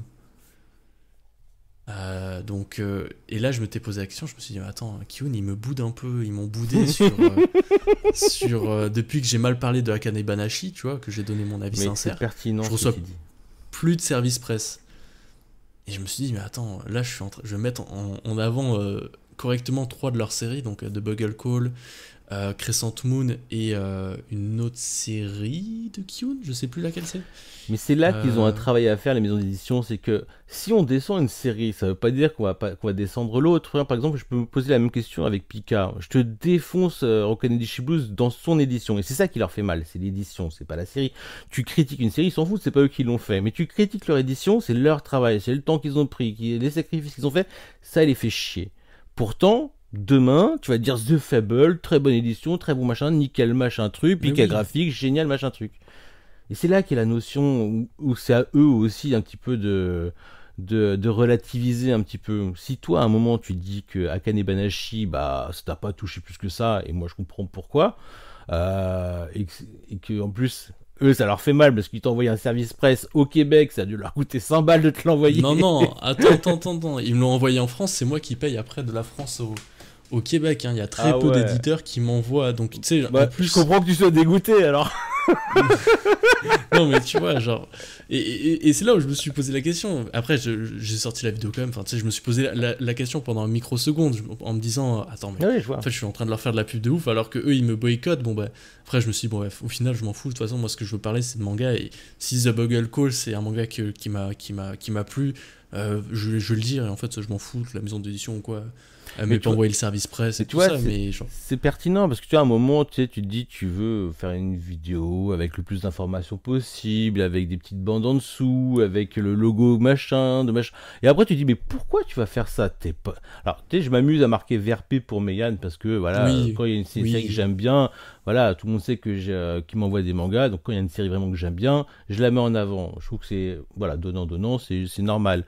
Mais ce que je comprends pas, c'est en fait pourquoi je me transformais en VRP pour toutes les maisons d'édition, et c'est pas parce que j'attends des services presse, c'est pas parce que j'attends d'être payé, surtout à mon niveau, mais je me dis qu'à un moment, chacun sa place, quoi. À un moment, déjà, on parle de leurs œuvres à leur place, déjà qu'on fait ça à leur place, déjà qu'on fait ci à leur place, à un moment, chacun sa place. Je veux dire, on peut avoir quand même le droit de parler de trucs qu'on a envie, et si on a envie de déglinguer ta série, qu'on a envie de parler en bien, faut pas qu'on s'en prive. Et le truc, t'as raison, c'est que des fois ça fait un peu chier. Si t'as un retour, ils disent, et toi ils t'aiment pas parce que t'as niqué, parce que Vic Manga m'avait parlé de ça, il me dit, je sais pas, j'ai mal parlé de leur Naruto Kage et depuis Kana me fait la gueule. Attends, mais c'est quoi ça? Ouais, non, mais c'est... Tu sais, genre... ouais, je trouve qu'il y a... Je peux comprendre que les maisons d'édition soient blasées parce qu'ils disent, ok, j'ai fait l'effort de l'envoyer, tout ça, et ils le dézinguent. Mais au final, tu veux quoi au final? Tu vas avoir une bande de 3-4 influenceurs qui sont juste des pancartes publicitaires qui vont mettre tout en avant et qui vont le faire de façon très générique, ou alors tu veux des gens où les gens, comment dire, écoutent nos conseils, tu vois. Je pense que des gens qui te suivent, Manga Badass, qui suivent la chaîne Manga Badass, quand tu recommandes un manga, ils savent que c'est pas pour rien et genre ils vont y prêter plus d'attention. Donc je pense que ta voix a plus d'influence que certains créateurs à des dizaines et des vingtaines de milliers d'abonnés, quoi. Donc tu sais, genre au bout d'un moment, faut être intelligent, il faut être dans le qualitatif. Et la vérité, pour tous les éditeurs qui nous regardent, qui nous écoutent, la plus grosse influence, c'est dans les Discord. Quand tu vois quelqu'un qui achète, quand tu vois 5 personnes qui achètent le même produit, tu te dis ouh là là, ce produit-là, il a l'air trop bien. Et ton youtubeur, ce sera la cerise sur le gâteau pour le plus grand public. Mais dans les Discord, c'est là que ça se passe. C'est là que les éditeurs, ils doivent comprendre qu'il y a la vraie influence. La mauvaise influence. La mauvaise influence, oui, non, oui, je vois très bien de quoi tu parles. Le pouce à l'achat. Bah d'ailleurs, ça me permet de faire un petit coucou. Je sais que Meyane, il commente souvent ce format-là, donc je pense qu'il nous écoute. Donc je fais un petit coucou à la personne de Meyane qui écoute ce podcast. Donc, Valérie. Voilà, je voulais pas dire le blaze, mais du coup, on lui fait un petit coucou. Bah écoute, badass, sur cette note, je pense qu'on peut commencer à conclure parce que là, le match d'avant Music Fury vient de se. Non, il n'a pas encore commencé. Oh putain. Il n'y a même pas le Wildcat et tout, mais là, ça va. Je pense qu'on va pouvoir faire ça là tranquillement. On est bon. Donc ça a pris 2 heures à faire 2 combats. Et ça, c'est la boxe. Hein. Par rapport à l'UFC où ça s'enchaîne, la boxe, ça prend du temps de fou malade. Là, moi, je suis content. Je suis au Canada, il est 18h. Mais toi, là, il est minuit du coup. Moi, il est parfait. Il est le temps, ouais, il est minuit. Il est le temps où tu vas me partager ton stream. C'est nickel. Allez, on va se regarder ça ensemble. Ça va être super. Bon, bah, sur cette note, on va conclure cet épisode. Merci encore, Badass, d'avoir joué le jeu. C'était assez pertinent. J'ai bien aimé ta question de fin parce qu'elle amène beaucoup de sujets. Je pense que les gens ils vont vraiment apprécier l'épisode au complet. N'hésitez pas à mettre en commentaire ce que vous avez pensé un peu de l'épisode. Je sais que c'est un format qui est vraiment de plus en plus apprécié, donc ça me fait plaisir. Je rappelle aussi qu'il est disponible sur Apple Podcast et Spotify. Tu peux aller le rechercher, où je mettrai un lien et tu peux l'enregistrer. Des fois je balance l'épisode un peu en avance, voilà. J'ai rien à y gagner parce que je gagne pas de sous sur ces plateformes, mais voilà, au moins c'est pour vous. Si vous en avez marre des pubs, vous pouvez le voir sous ce format là. Badass, est-ce que tu as un dernier mot à dire Ouais, alors déjà, merci encore parce que j'adore participer à ce genre de projet, d'être invité comme ça, j'adore ça. Et surtout, n'hésitez pas, si vous allez à Spotify, de faire des commentaires parce que le problème des podcasts, c'est qu'on n'a pas beaucoup de retours. J'ai vu ça chez des copains lorsque j'étais allé chez YPDLM. J'ai pas beaucoup parlé de Capeta et il n'y a aucun retour dessus. Pourtant, il y a des gens qui vont écouter, mais il n'y a pas ce retour réflexe, qu'on peut avoir sur YouTube et c'est très vexant. Donc, n'hésitez pas, si vous avez l'occasion, que ce soit sur YouTube ou sur Spotify, de laisser des commentaires. Ça nous fera toujours plaisir. Et s'ils sont sales, ils sont méchants comme commentaires, on les effacera. On les masquera, exactement. Non, mais vraiment. Et non mais c'est vrai ce que tu dis, puisque juste pour la petite parenthèse, la dernière fois j'ai reçu mon premier commentaire sur Spotify d'une personne qui me connaissait pas et du coup qui m'a connu juste avec Spotify. J'étais trop content. Elle était en mode j'adore le format, tout ça, je suis content de te découvrir et tout ça avec ça. J'étais trop heureux. Donc effectivement t'as raison, faites des retours, c'est ce qu'il y a d'avancer. Et puis si vous avez des retours négatifs, on les prend avec plaisir tant que c'est constructif et que ça nous aide, parce que nous ça nous aide vachement. Si quelqu'un dit qu'il n'a pas aimé la vidéo pour telle ou telle raison, nous ça nous aide des fois à comprendre plein de choses. Donc franchement les retours négatifs, j'aime bien quand ils sont respectueux et pas insultants, donc pourquoi pas. Sur ce, on se retrouve. J'allais dire, c'est ça. On se retrouve la semaine prochaine, comme d'habitude, pour une nouvelle vidéo. Merci, Badass, encore pour ta participation. Sur ce, ciao, ciao. Ciao.